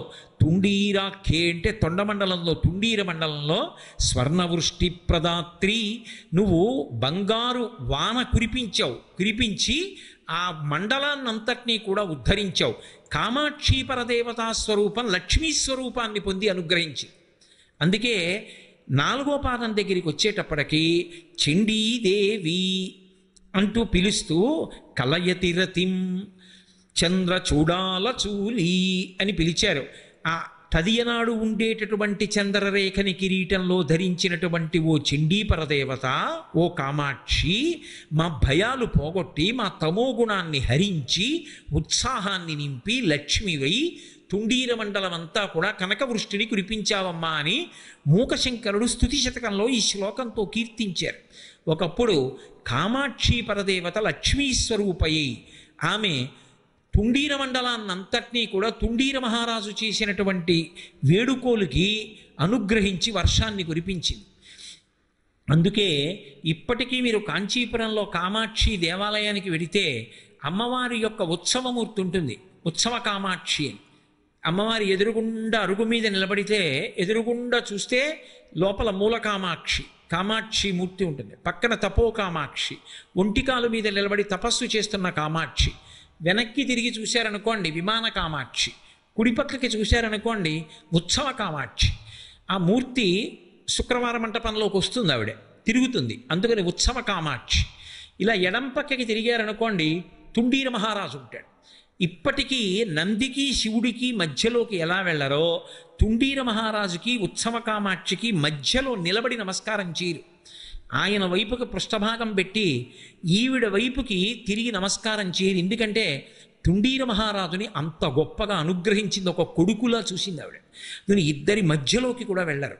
ఓ పక్కకి నిలబడి నమస్కారం చేసి ఆ రాజశ్యామల దర్శనానికి, చంద్రశేఖరేంద్ర సరస్వతి మహాస్వామి వారి కామకోటి పీఠాధిపత్యంలో ఉండగా ఒకప్పుడు స్వర్ణకామాక్షి వెళ్ళిపోయిందని అక్కడ స్వర్ణ శ్రీచక్రం వేశారు.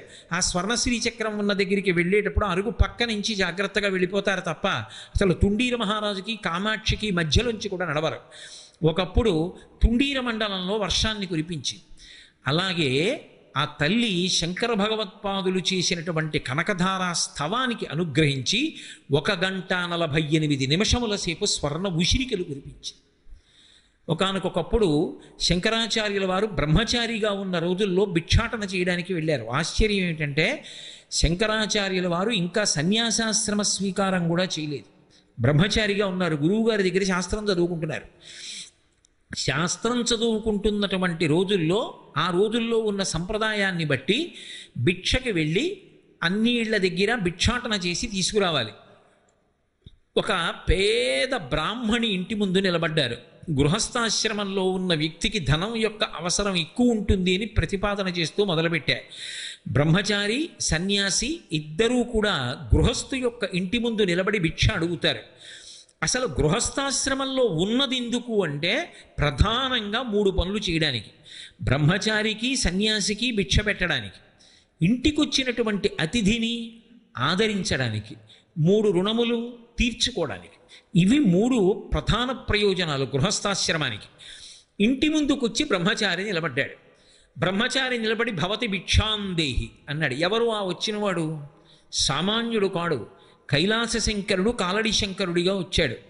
ఆ శంకర భగవత్పాదులు ఇంకా సన్యాసాశ్రమ స్వీకారం కూడా చెయ్యకముందు విద్యార్థిగా ఉన్న రోజులలో ఆయన భిక్షాటనకి వెళ్ళి ఉన్నప్పుడు ఆయన తేజస్సు ఎలా ఉండి ఉంటుందో మీరు ఆలోచన చేయండి. కాషాయం బట్ట కట్టుకుని వెడుతుంటేనే ఏకవస్త్రధారి అయ్యి అలా ఉంటారే, ఇక బ్రహ్మచారిగా నడిచి వెడుతుంటే నిజంగా శుంభుండో పయోజబౌడో చండాంశుడో వహ్నియో దంభాకారత వచ్చకాక ధరణిం ధాత్రీచురుండెవ్వడి శుంభద్యోతనుడి పయోజబౌడంచున్ విస్మయభ్రాంతులై సంభాషించిరి బ్రహ్మచారి గని తత్సభ్యుల్ రహస్యంబునన్ అంటారు. వామనమూర్తిని చూసి దేవతలందరూ కూడా బలిచక్రవర్తి యొక్క యజ్ఞమంటపంలో మాట్లాడుకున్న ఘట్టం గురించి పోతన గారు. అలా శంకరులు బ్రహ్మచారిగా నడిచి వెడుతుంటే ఎంత అందంగా ఉన్నారు. వెళ్ళి ఆ పేద బ్రాహ్మణి ఇంటి ముందు నిలబడ్డారు. అది ద్వాదశి. ఆయన ఉంచవృత్తిలో ఉన్నాడు. ఆ రోజుకి దొరికిందా అన్నం, దొరకలేదా లేదు. ఏకాదశి ఉపవాసం, ద్వాదశి పారణ. సూర్యోదయం అయ్యేటప్పటికే పారణ చేయాలి. పైగా ద్వాదశి పారణకి ఒక నియమం ఉంది, ఉసిరికాయతో పారణ చేయాలి. ముందు ఉసిరికాయ తినాలి. అసలు పారణ చేయకపోతే దోషం వస్తుంది ఏకాదశి వ్రతానికి. అదే కదా అంబరీషోపాఖ్యానం, అందుకు కొద్ది నీళ్లు పుచ్చుకున్నాడు. అందుకని కనీసం అన్నం దొరుకుతుందో దొరకదో తెలియదు, కనీసం తినడానికి ఉసిరికాయ ఉంటే ఏకాదశి నాటి ఉపవాస ఫలితం దక్కుతుంది. అందుకని ఇప్పుడు ఒక ఉసిరికాయ తెచ్చి ఆయన ఇంట్లో పెట్టాడు. అది ఎప్పుడు పెట్టాడు? ఇప్పుడు దొరికినప్పుడు తెచ్చి పెట్టాడు. అందువల్ల ఉసిరికాయ ఏమైపోయిందంటే ఎండిపోయింది.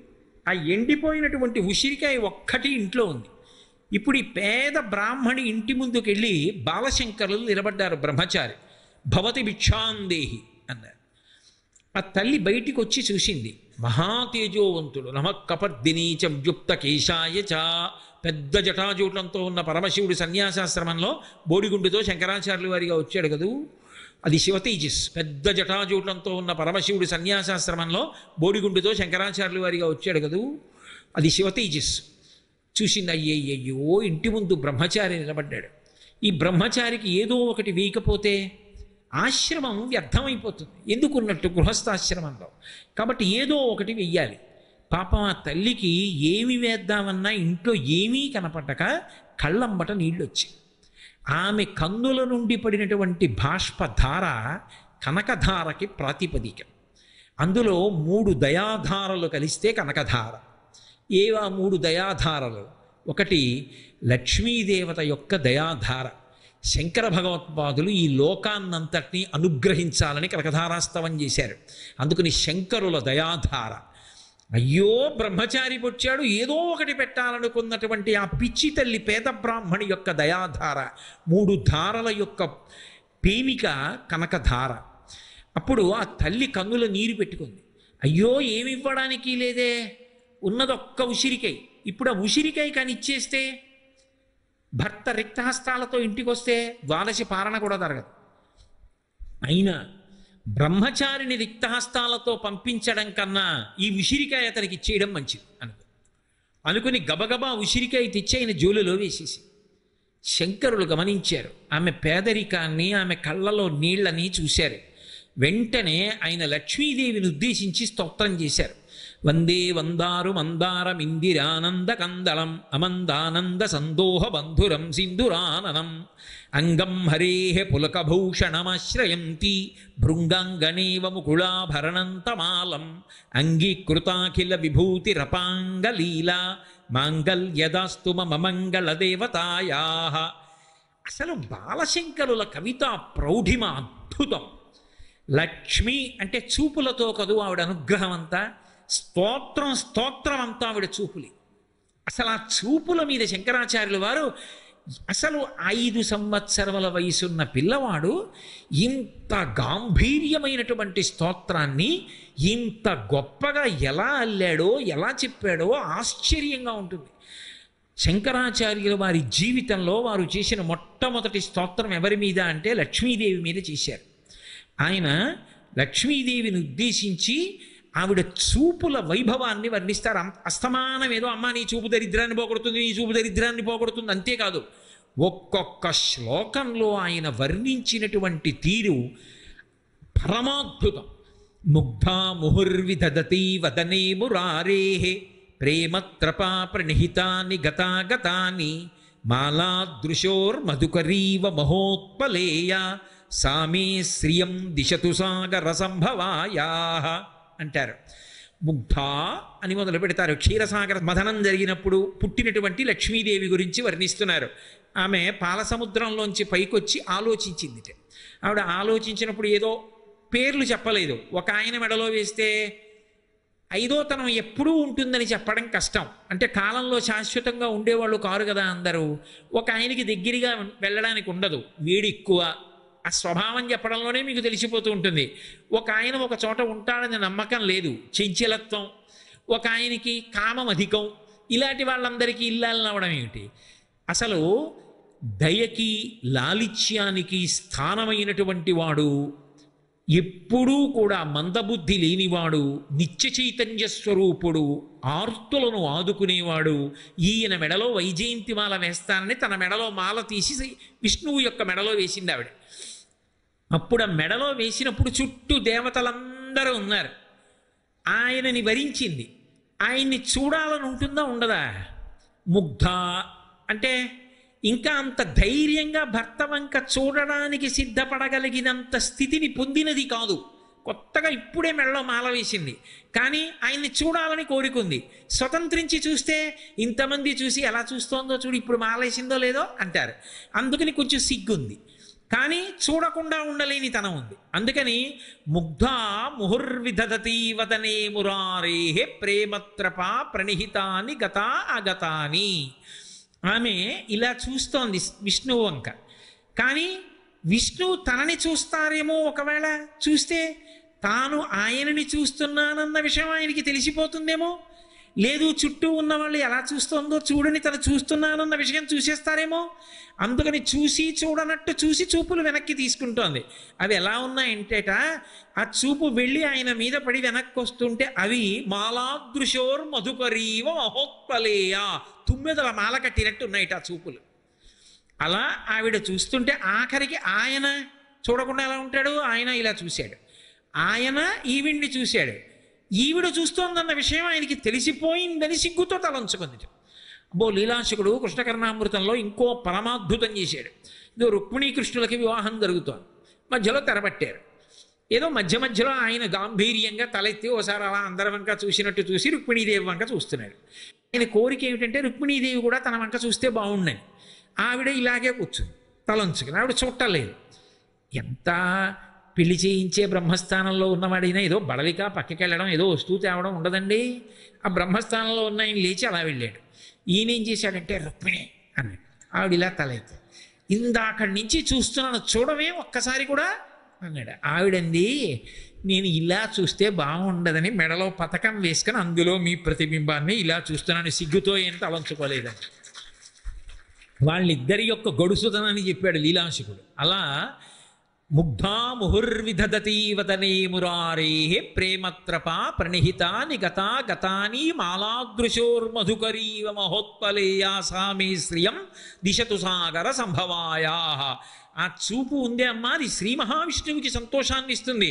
కాలాంబుదాలి లలితోరసి కైటభారే అంటారు. నల్లగా ఉండేటటువంటి విష్ణువుతో కలిసి ఉన్నప్పుడు మెరుపు తీగలా ఉంటావు, నువ్వు లేనిది ఆయన ఎక్కడ శోభిస్తాడు?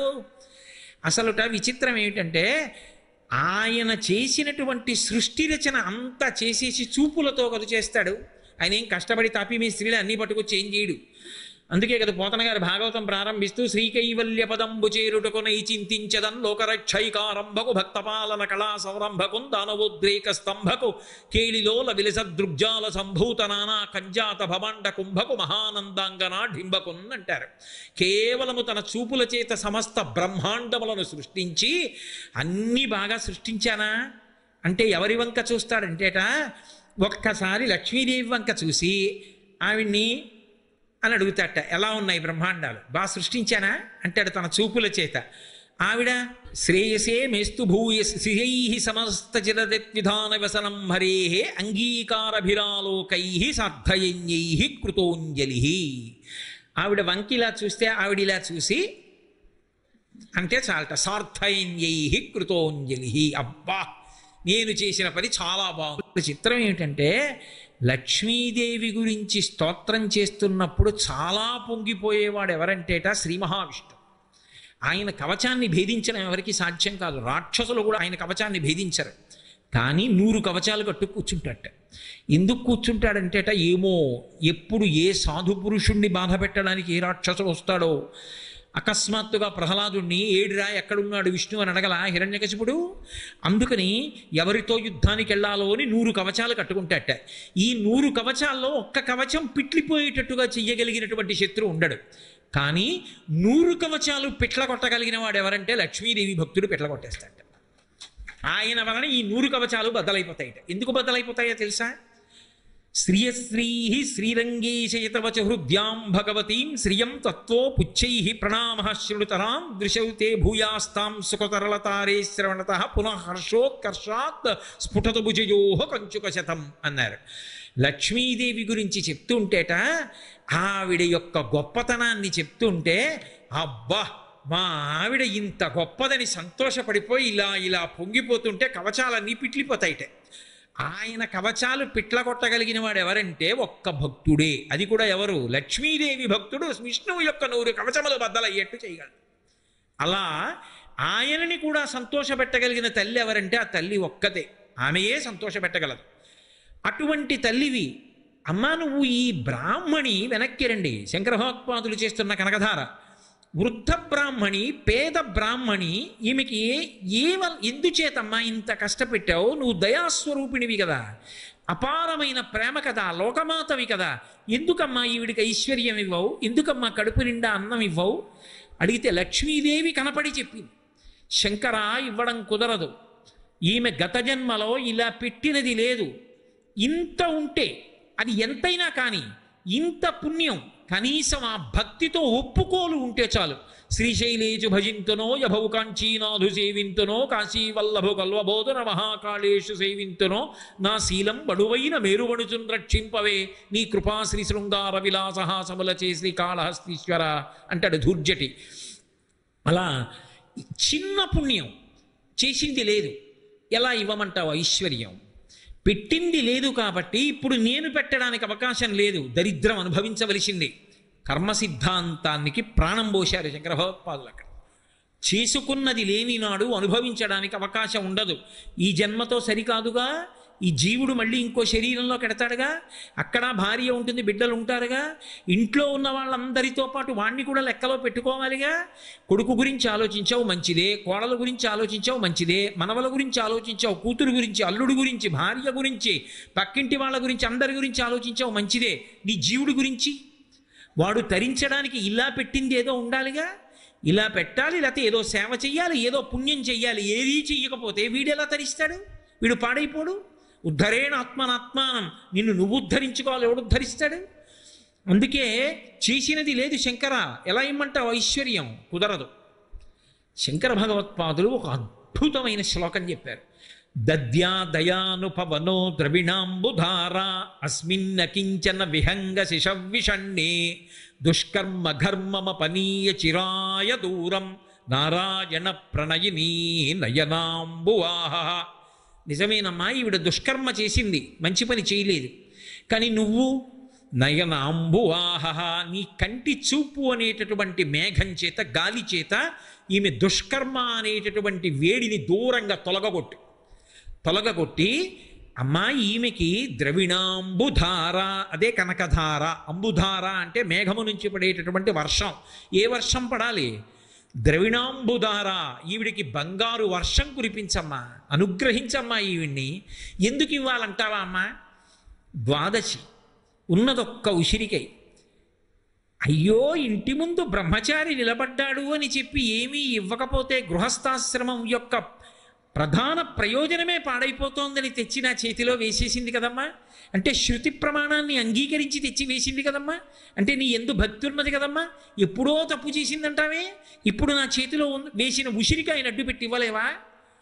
పైగా అమ్మా, లోకంలో మమ్మల్ని తల్లి తండ్రి అని పిలుస్తారు. మాకు లక్షణం ఉంది.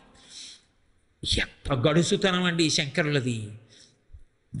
దద్యా దయాను పవనో ద్రవిణాంబుధార అస్మిన్న కించన విహంగ శిశం విషణ్ణే. ఆమె పక్షి కాదమ్మా, పక్షి పిల్ల అంటున్నారు. అది ఏ పక్షి? సాధక పక్షి. సాధక పక్షికో లక్షణం ఉంటుంది, దానికి కంఠం కింద కన్నం ఉంటుంది.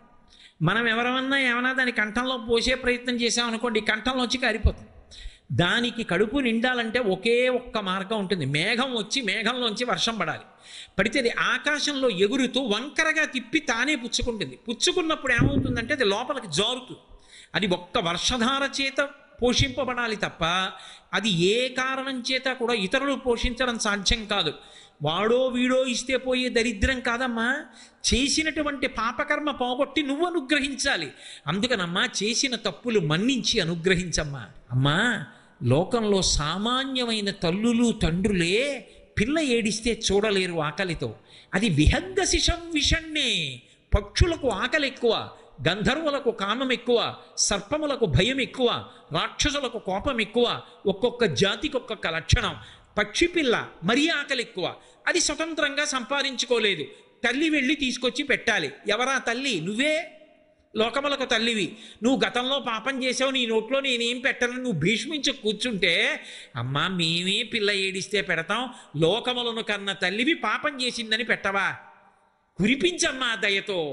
ఎప్పుడో పాపం చేస్తే కోటోదల పారేయమ్మా నీ కంటి చూపుతో. ఒక్క చూపు అనుగ్రహంతో చూడు, అంతే. దుష్కర్మ ఘర్మమపనీయ చిరాయ దూరం నారాయణ ప్రణయిని నయనాంబువాహ. నీ కంటి చూపు చేత కురిపించమ్మా ద్రవిణాంబుధార అన్నారు. తల్లి మహాసంతోషాన్ని పొంది 1 గంట 48 నిమిషములు కురిపించేది స్వర్ణ ఉసిరికాయలు. అప్పుడంది లక్ష్మీదేవి, శంకర నువ్వు అడిగినందుకు నేను వెంటనే ఇవ్వచ్చు. ఎందుకు ఇవ్వలేదో తెలుసా? నేను ఇచ్చేస్తే నువ్వు ఈ స్తోత్రం చెయ్యవు. నువ్వు ఈ స్తోత్రం చెయ్యకపోతే గతంలో చేసిన పాపాలకి ఇప్పుడు కష్టాలు పడుతున్న వాళ్ళు చెయ్యడానికి ఒక స్తోత్రం ఉండదు. కారణజన్ముడివి, నీ నోటి వెంట రావాలి పరమ ప్రామాణికమైన స్తోత్రం. దాన్ని లోకమంతా అనుసంధానం చేసుకోవాలి. నీ నోటి వెంట స్తోత్రం వచ్చేటట్టు చెయ్యడానికే ఇవ్వకుండా బెట్టు చేసి స్తోత్రం చేయించి కనకధార కురిపించాను. అందుకే మనం నిరంతర ప్రయత్నం దేని కొరకు చెయ్యాలి అంటే, పరమ ప్రేమతో ఆ తల్లి మన వంక చూసుకునేటట్టుగా, మనని చూసేటట్టుగా మనం బ్రతకగలిగితే అదే పాత్రత. దాని చేతనే సమస్తము వనగొడుతాయి. ఆ తల్లి బిడ్డల పట్ల ఎంత ప్రేమైకమూర్తి అయినటువంటి తల్లో, ఆమె భర్త పట్ల అంతటి మహాపతివ్రత. మీరు చూడండి, ఇవి 2 ఏకకాలమనందు రాణిస్తాయి. అందుకే ఈ 2 విడివిడి గుణాలు కావు, ఈ 2 ఒకసారి శోభిస్తాయి. ఎప్పుడైనా సరే ఆమె జగన్మాత, లోకములకంతటికీ తల్లి. ఆమె శ్రీ మహావిష్ణువు యొక్క ఇల్లాలు. ఆయన ఆమె వంక చూసినప్పుడు అనురాగంతో చూస్తాడు, ఆమె ఆయన వంక చూసినప్పుడు అనురాగంతో చూస్తుంది. కానీ ఆమె వంక మనం చూసినప్పుడు అమ్మా నీ బిడ్డనమ్మా అని పరమభక్తితో చూస్తాం. ఆమె మన వంక చూసినప్పుడు పరమప్రీతితో బిడ్డన్ని చూసినట్టు చూస్తుంది. అది శుద్ధి.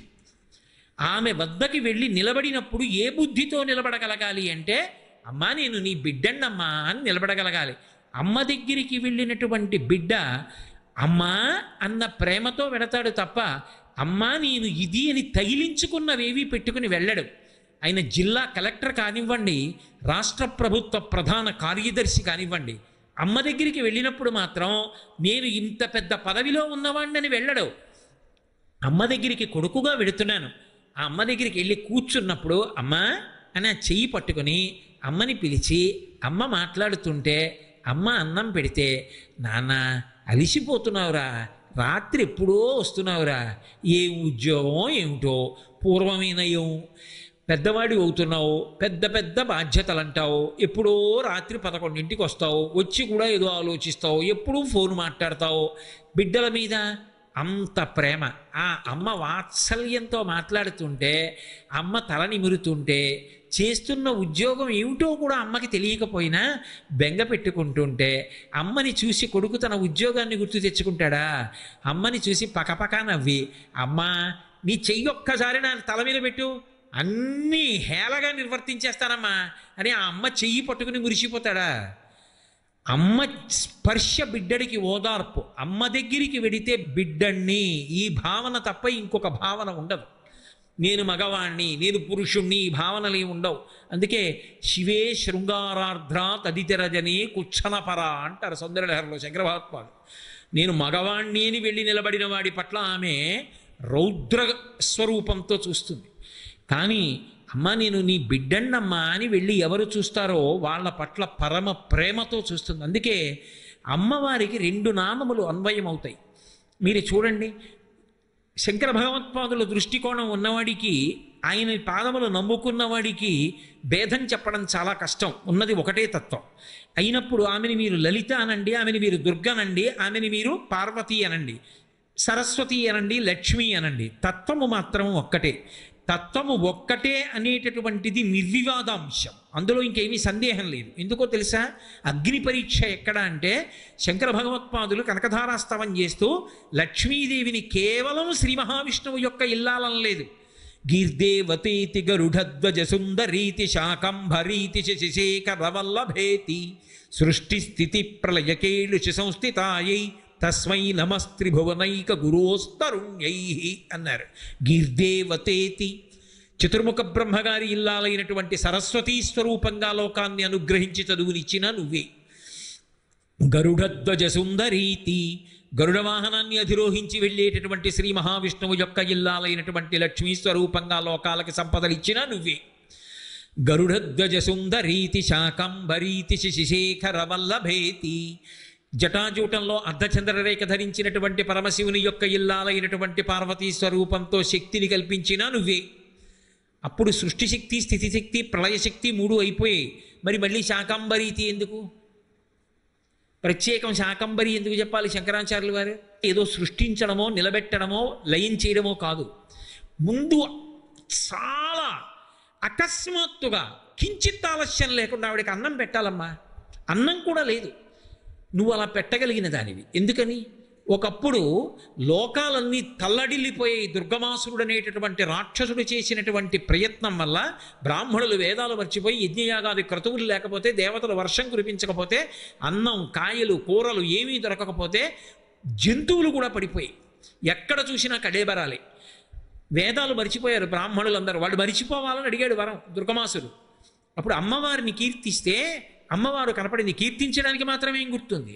అమ్మా నువ్వు రక్షించాలన్నారంతే. రక్షించాలంటే నేను ఇంకా ఎప్పుడో వర్షం కురిపిస్తాను, ఎప్పుడో పంట పండుతుందంటే వీళ్ళు బతికేదలా. వెంటనే ఆవిడ శాకంబరిగా వచ్చింది. ఒంటి నిండా కాయలు, పళ్ళు పట్టుకుని శతాక్షి అయి ఒంటి నిండా కన్నులతో ఆ కన్నులలోంచి వర్షాలు కురిపిస్తూ వచ్చింది. లోకాలన్నీ కాయలు, పళ్ళు తిని బతికాయి, జంతువులన్నీ బతికాయి, నీళ్లు దొరికాయి. అమ్మ ఒకప్పుడు వేదములు మరిచిపోయిన బ్రాహ్మణుల్ని అనుగ్రహించడానికి, లోకాలను అనుగ్రహించడానికి శాకంబరి వై వచ్చావు. ఆర్తితో పిలిస్తే ఇవాళ ఈవిడికి అన్నం పెట్టవా అందుకని మళ్ళీ గీర్దేవతేతి గరుడధ్వజ సుందరీతి శాకంబరేతి చచితేకర వల్లభేతి సృష్టి స్థితి ప్రళయకేడుష సంస్థితాయి తస్మై నమస్త్రిభువనైక గురోస్తరుణ్యై. నాకు అన్వయం కాదు శంకర అందే అమ్మవారు. నువ్వు సరస్వతి అని పిలిచావు, తెల్లని బట్ట కట్టుకునిస్తుని శరజ్యోత్స్న శుద్ధాం శశీత జటాజూటమకుటాం వరత్రా సత్రాణ స్ఫటిక గుటికా పుస్తకరాం సకుర్ణత్వా నత్వా కథమివ సతాం సన్నిధతతే మధుక్షీరద్రాక్ష మధురి మధురీణాహ పణితయ. నీకు సంపద కావాలన్నావు పచ్చబట్ట కట్టుకుని ఇస్తుంది, నీకు శక్తి కావాలన్నావు ఎర్రబట్ట కట్టుకుని ఇస్తుంది. ఏమి ఐఏఎస్ చదువుకుంటే ప్రభుత్వం నియమించిన ఒక జిల్లా కలెక్టర్ గారే డిస్ట్రిక్ట్ మెజిస్ట్రేట్ అయి తీర్పు చెప్పచ్చు, కలెక్టర్ గారే ఏ కార్యాలయంలోకి వెళ్ళి ఫైళ్లు సీజ్ చేయొచ్చు, ఆయనే అగ్ని ప్రమాదం జరిగితే పరిహారం ప్రకటించవచ్చు, ఆయనకే కోపం వచ్చి సంఘం సరిగ్గా ప్రవర్తించకపోతే కాల్చవతల బారాయండి అని చెప్పచ్చు, ఫైర్ అని ఆర్డర్ ఇవ్వచ్చు.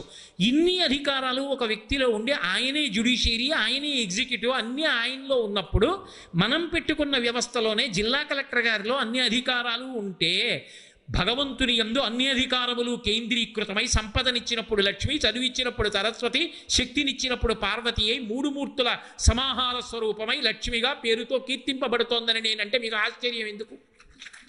శంకర భగవత్పాదుల స్తోత్రానికి లక్ష్మీదేవి అంగీకరించి కనకధార కురిపించాలి. కాబట్టి ఆ తల్లి దయామయి. అందుకే 2 నామముల చేత తత్వము కీర్తింపబడుతుంది. శివకామ సుందరి, నేను ఇందాక అన్నాను కదా, తత్వము మాట్లాడుతున్నాను నేను, పేరు కాదు అక్కడ. శివకామ సుందరి అంటే శివునికి ఇల్లాలు కాబట్టి శివుడు కామంతో చూస్తాడు పార్వతీదేవిని. కానీ మనకి అఖిలాండేశ్వరి, లోకములకు తల్లి. మీరు లక్ష్మీదేవి నామాలు అమరకోశంలో చూడండి, లోకమాత, ఇందిరా అని ఉంటుంది.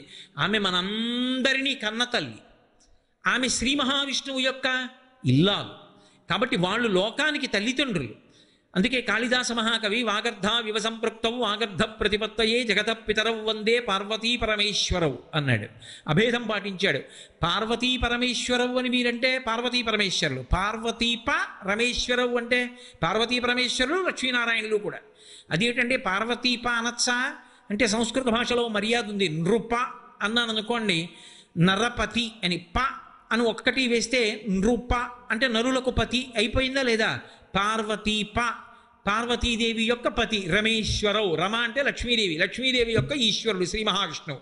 ఇప్పుడు అందులో పార్వతీ పరమేశ్వరవు అన్నారనుకోండి పార్వతీ పరమేశ్వరులు, పార్వతీప రమేశ్వరవు అన్నారనుకోండి పార్వతీ పరమేశ్వరులు లక్ష్మీనారాయణుడు. ఇద్దరుగా ఉన్న ఒక్కటి మనసులో అనుకుని పార్వతీ పరమేశ్వరవు, ఇద్దరికీ నమస్కారం అన్వయం. కాళిదాసు మహాకవి నిరూపణం చేయలే. కాబట్టి ఆ తల్లి లోకములకొందరినీ కన్న తల్లి. ఆమె యొక్క భర్త పట్ల మహాపతివ్రత, ఆయన గీసిన గీత దాటదు, అనుగమిస్తుంది ఆయన.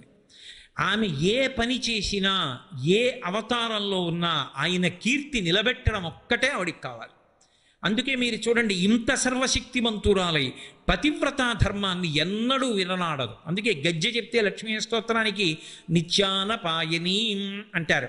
ఆయనని విడిచిపెట్టి ఉండేటటువంటి లక్షణము కాదు. దాశరథీ శతకం చేస్తూ గోపరాజు గారు శ్రీ రఘురామచారు తులసీదలధామ చమక్షమాది శృంగార గుణాభిరామ త్రిజగన్నుత శౌర్య రమాలలామ దుర్వారక బంధ రక్షత విరామ జగజ్జన కల్మషర్ణవోత్తారక రామ భద్రగిరి దశరథీ కరుణాపయోనిధి అని రామచంద్రమూర్తిని కీర్తించి శ్రీరమ సీతగాక నిజసేవక బృందము వీర వైష్ణవాచార జనంబుగాక విరజానది గౌతమిగాక వికుంఠమున్నారయ భద్రశైల శిఖరాగ్రముగాక వసించు చేతనోద్ధారకుడైన విష్ణుడవు దాశరథీ కరుణాపయోనిధి అంటాడు.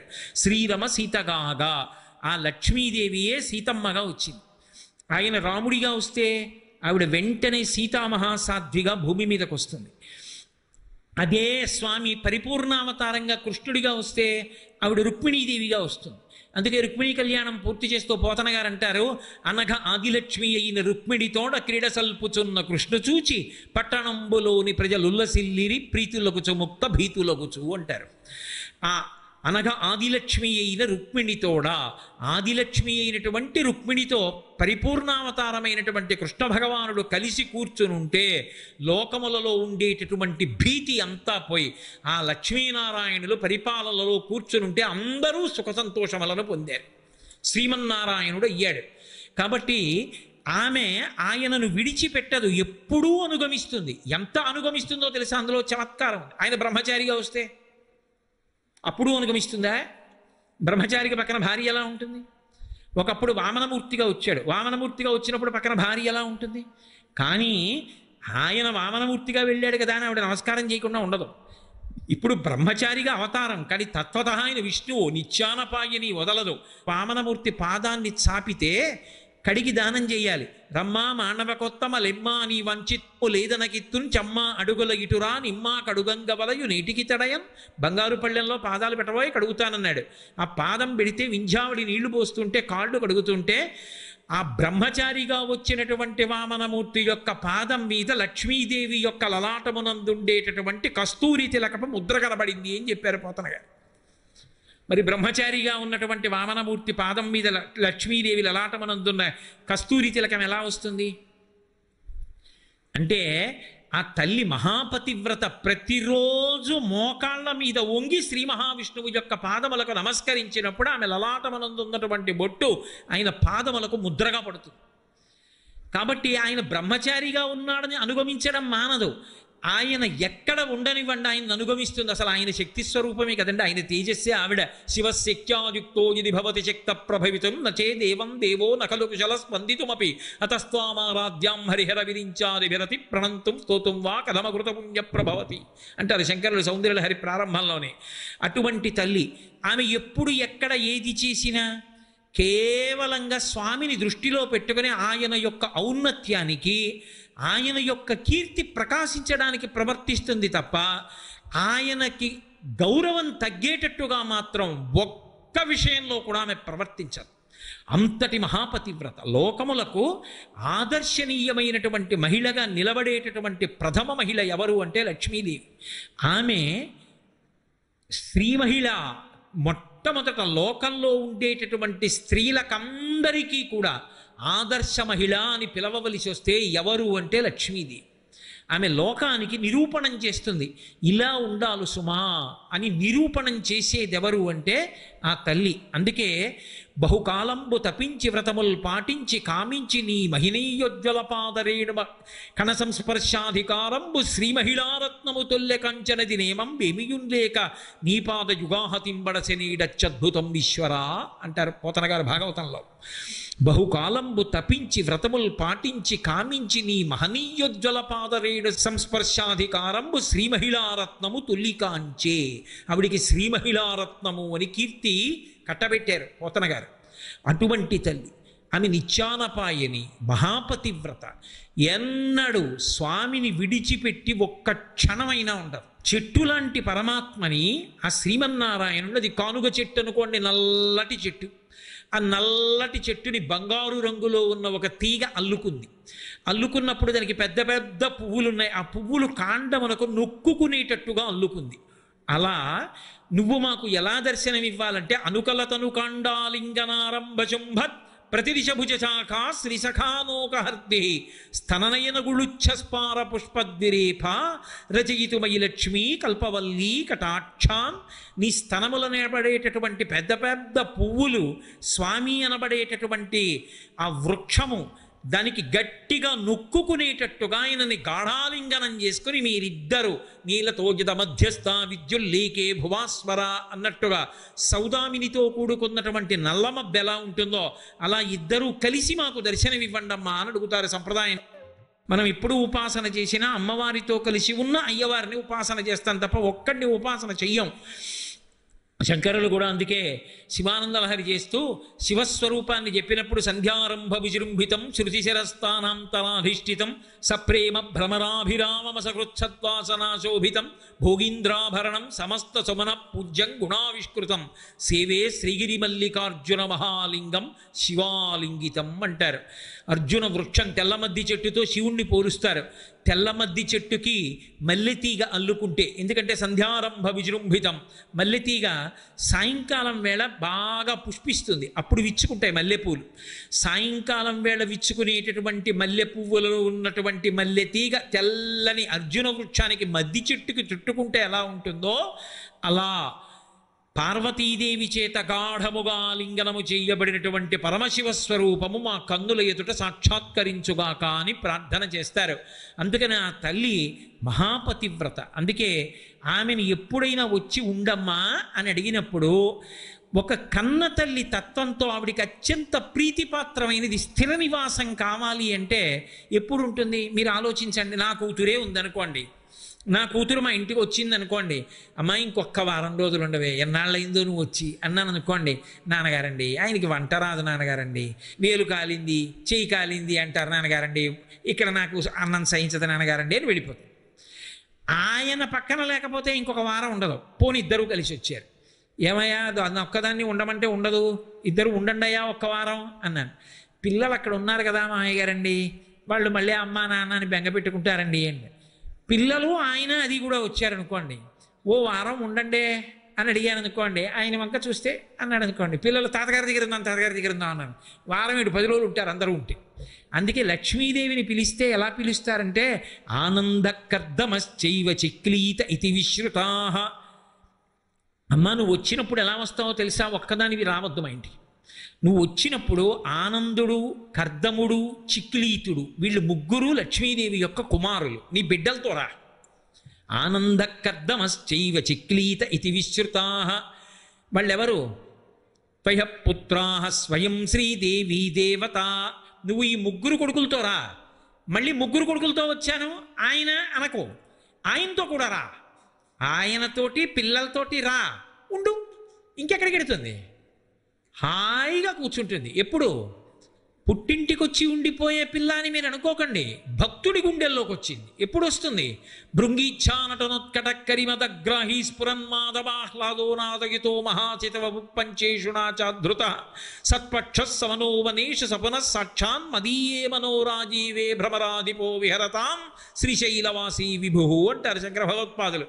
ఇక్కడ భక్తి అన్న మకరందం ఉందనుకోండి, అది పుట్టినిల్లు కాదు, భక్తుడి యొక్క గుండె. అది నివాసం చేసుకుని లక్ష్మీనారాయణులు బిడ్డలతో కలిసి వచ్చి కూర్చుంటారు. ఇక అక్కడ కూర్చుంటే ఇంకెందుకు పెడతారు? అందుకని అమ్మ నువ్వు ఒక్కదానివి రాకు. ఆనందకర్దమశ్చైవ చిక్లీత ఇతి విశ్రుతా. నీ బిడ్డలతో రా, స్వామితో రా, వచ్చి ఉండు అని పిలుస్తారు. అంటే ఆ జగన్మాతృత్వంలో, ఆ లోకమాతృత్వంలో ఆ తల్లి యొక్క కరుణా హృదయం, ఆవిడ పాతివ్రత్యం, ఆవిడ లోకంలో ఉండేటటువంటి మహిళలందరికీ కూడా ఆదర్శమూర్తి అయి భర్తని అనుగమిస్తే గుండెల్లోకి ఎలా చేరచ్చో, ఒక స్త్రీ హృదయం ఎలా ఉంటుందో, ఎంత పరిపక్వతని పొంది ఎంత సంస్కారయుతంగా భర్తని గురించి ఆలోచిస్తారో, అలా ఆలోచించబట్టి కదూ పతివ్రతలైన స్త్రీల వలన నెలకి 3 వానల్లో 1 వాన అని శాస్త్రం నిర్దేశించింది. అది ఆ తల్లి యొక్క వైభవం, లక్ష్మీ తత్వం. అందుకే ఎక్కడ లక్ష్మీదేవి ఉంటుంది అంటే ఎక్కడ భార్యాభర్తలు పిల్లలు పరమ ప్రేమగా ఉంటారో, కర్తవ్యత నిష్ఠతో ఉంటారో, ఆ తల్లిని తండ్రిని చూసేటప్పటికే ఆదర్శం కావాలి. ఒక్కటే పరీక్ష, ఈ పని చేస్తే మా నాన్నగారు ముఖం చూస్తారా, మా నాన్నగారు ఒప్పుకుంటారా? ఒప్పుకోరు. కొడుకు సంధ్యావందనం ఊళ్ళో వాళ్ళ కోసం కాదు చేయవలసింది, నాన్నగారు సంధ్యావందనం చేయకపోతే ఒప్పుకుంటారా? పంచె కట్టుకోవడం రాకపోతే నాన్నగారు ఒప్పుకుంటారా?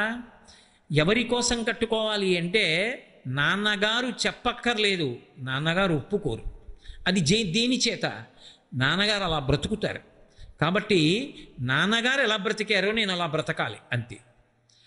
నాన్నగారు ఎలా బ్రతకాలో అలా బ్రతకాలన్నది పిల్లలకు వచ్చేస్తుంది. అమ్మ ఎలా ఉందో అలా ఉండాలన్నది ఆడపిల్లకు వచ్చేస్తుంది. మీరు చూడండి, ఇంటికి వచ్చిన వాళ్ళని ఆదరించడం అన్నది ఎప్పుడు వస్తుంది?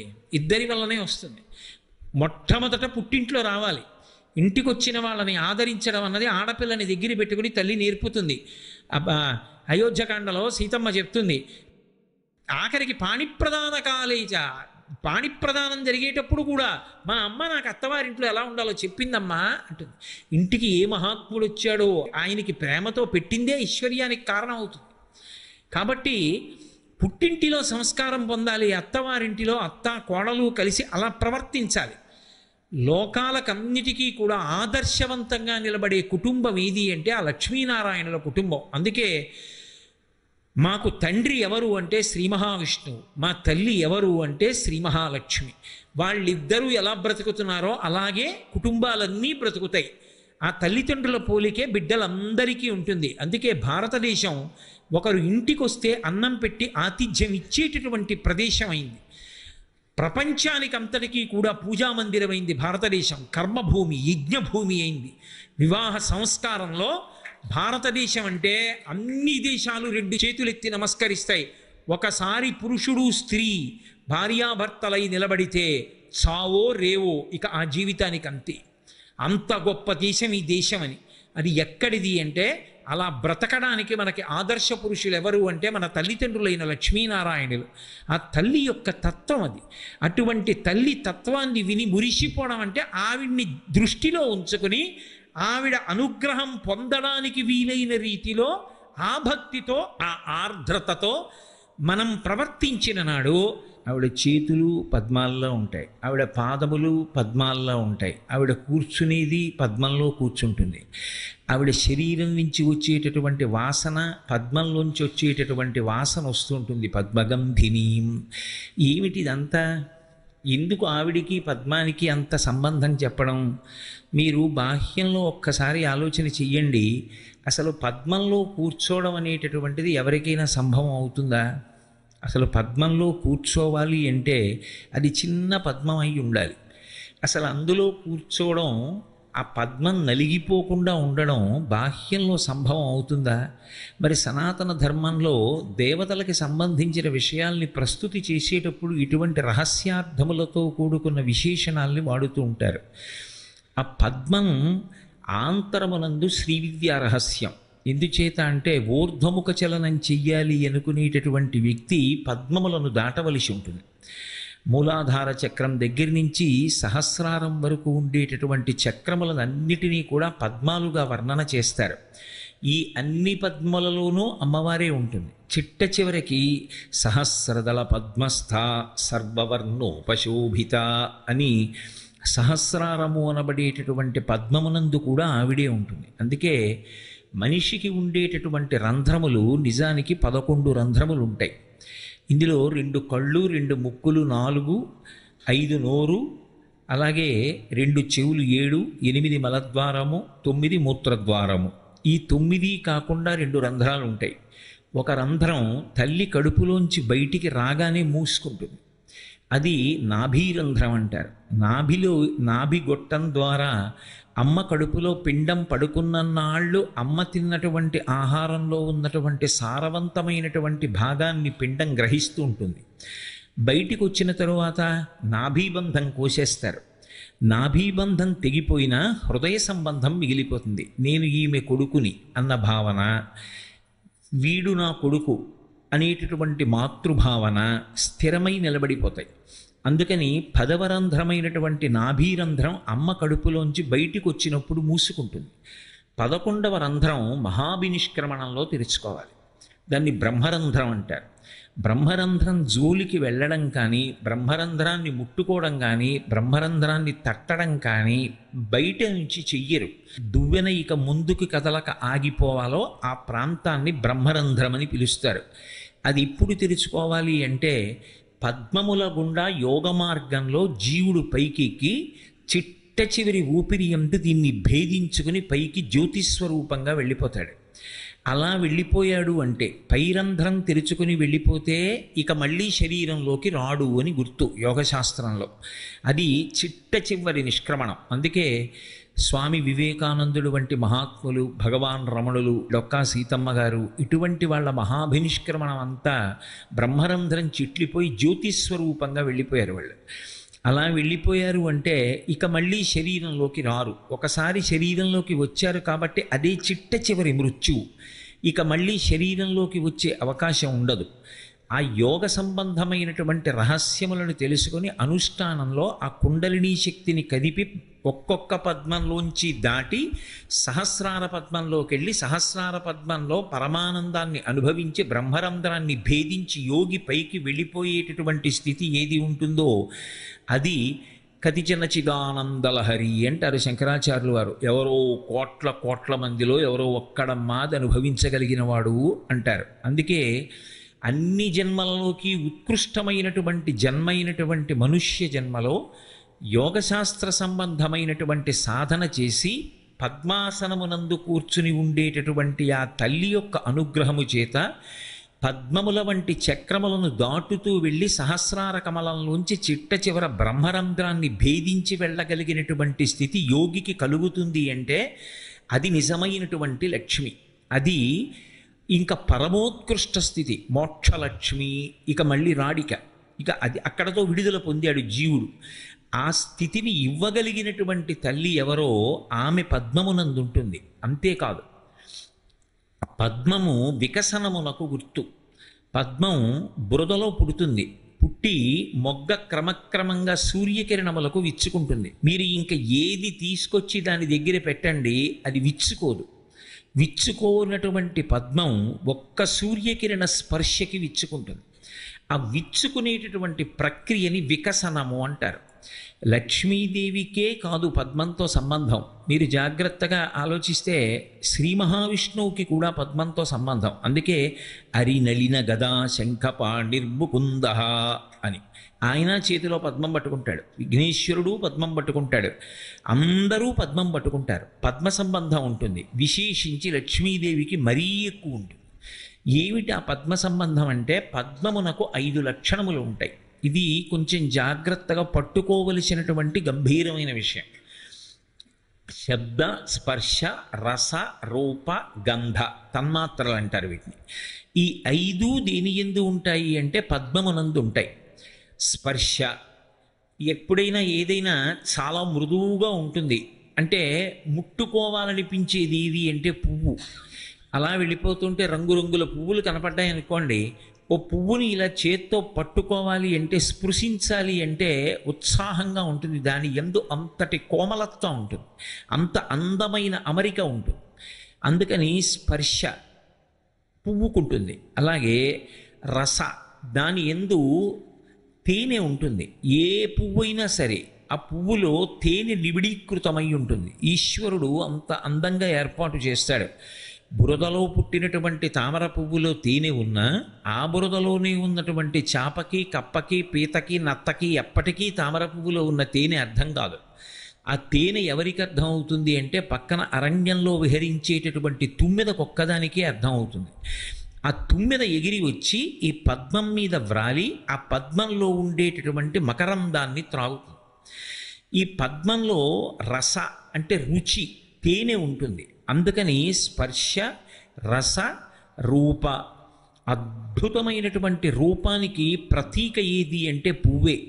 మిగిలినటువంటివి లోకంలో అందరికీ నచ్చచ్చు, నచ్చకపోవచ్చు. కానీ పువ్వు నచ్చలేదు అన్నవాడు లోకంలో ఉండడు. ఏదో తెల్లటి పువ్వు నాకు నచ్చదండి అన్నవాడు ఉంటాడేమో, కానీ అసలు పువ్వే నచ్చదండి అన్నవాడు ఉండడు. రూపము అంటే పసిపిల్లల దగ్గర నుంచి పెద్దవాళ్ల వందకు అందరినీ ఆకర్షించగలిగినటువంటి కంటికి అత్యంత ఉత్ప్రేరకమైనటువంటి రూపాన్ని పొంది ఉండేది ఏది అంటే పుష్పం, పద్మం. కాబట్టి దాని యందు స్పర్శ, రస, రూప, గంధ, పువ్వు యందు గొప్ప సువాసన ఉంటుంది. అందున విశేషించి పద్మమునందు ఆ సౌరభం చాలా ఎక్కువగా ఉంటుంది. అది కూడా ఏదో పెద్ద గుబాళించేసినటువంటి సువాసన కాదు, చాలా మందంగా. మీరు ఇలా ముఖాన్ని దగ్గరగా పెట్టి వాసన చూస్తే అది తెలుస్తుంది. శబ్దము, పువ్వుకి శబ్దం ఉంటుంది. పువ్వుకి శబ్దం ఎక్కడ ఉంటుందండి? ఎక్కడైనా ఏదో స్పర్శ అన్నారు, ఒప్పుకుంటాం.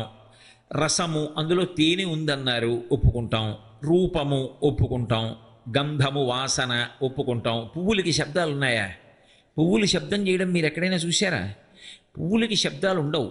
మరి పువ్వులకి శబ్దం ఉంటే తప్ప పద్మము పూర్ణత్వాన్ని పొందదు. మరి పువ్వుకి శబ్దం ఎక్కడిది? తుమ్మెదల యొక్క ఝంకారములన్నీ దేని కొరకు చేస్తాయి? పువ్వు కోసం చేస్తాయి. ఆ ఝంకారం అంతా ఎంతసేపు చేస్తాయంటే పద్మం దగ్గరికి వెళ్ళే పర్యంతమే చేస్తాయి. భృంగావళీ చమకరంద రసాను విద్ద జంగారగీత నినదై సహసైవనాయ అంటాం సుప్రభాతంలో. ఆ ఝంకారం చేస్తూ వస్తాయి. ఎప్పుడు ఆపేస్తాయి ఝంకారం?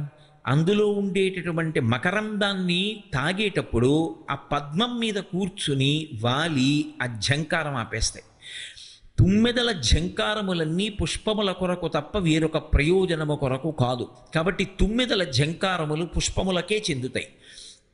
కాబట్టి పువ్వులకు శబ్దం ఉన్నది. ఇప్పుడు శబ్దము, స్పర్శ, రస, రూప, గంధ ఈ 5 పద్మమును ఆశ్రయించి ఉంటాయి. ఇప్పుడు పద్మమును ఆశ్రయించి 5 ఉన్నాయి. పద్మమునందు ఎవరున్నారు? లక్ష్మీదేవి ఉంది. మీరు ఒక్క విషయాన్ని జాగ్రత్తగా గమనించండి. ఏ ప్రాణి పేరు మీరు చెప్పండి, ఆ ప్రాణి యొక్క సుఖము కానీ ఆ ప్రాణి యొక్క దుఃఖము కానీ దేని చేత ఉన్నాయంటే ఈ 5 చేతనే ఉన్నాయి. ఈ 5 లేవనుకోండి, సుఖము అన్న మాట కానీ దుఃఖము అన్న మాట కానీ లేవు. సుఖము అన్న మాట లేకపోతే లక్ష్మి అన్న మాట లేదు. దుఃఖము అన్న మాట లేకపోతే అలక్ష్మి అన్న మాట లేదు. ఇప్పుడు లక్ష్మి అన్న మాటకు అర్థం ఏమిటంటే, ఏమండి నాకు మంచి భోజనం కావాలి అంటే రసేంద్రియం పనిచేస్తే కదా భోజనం యొక్క రుచిని తెలుసుకునేది. మీరు ఒక్కసారి ఆలోచించండి.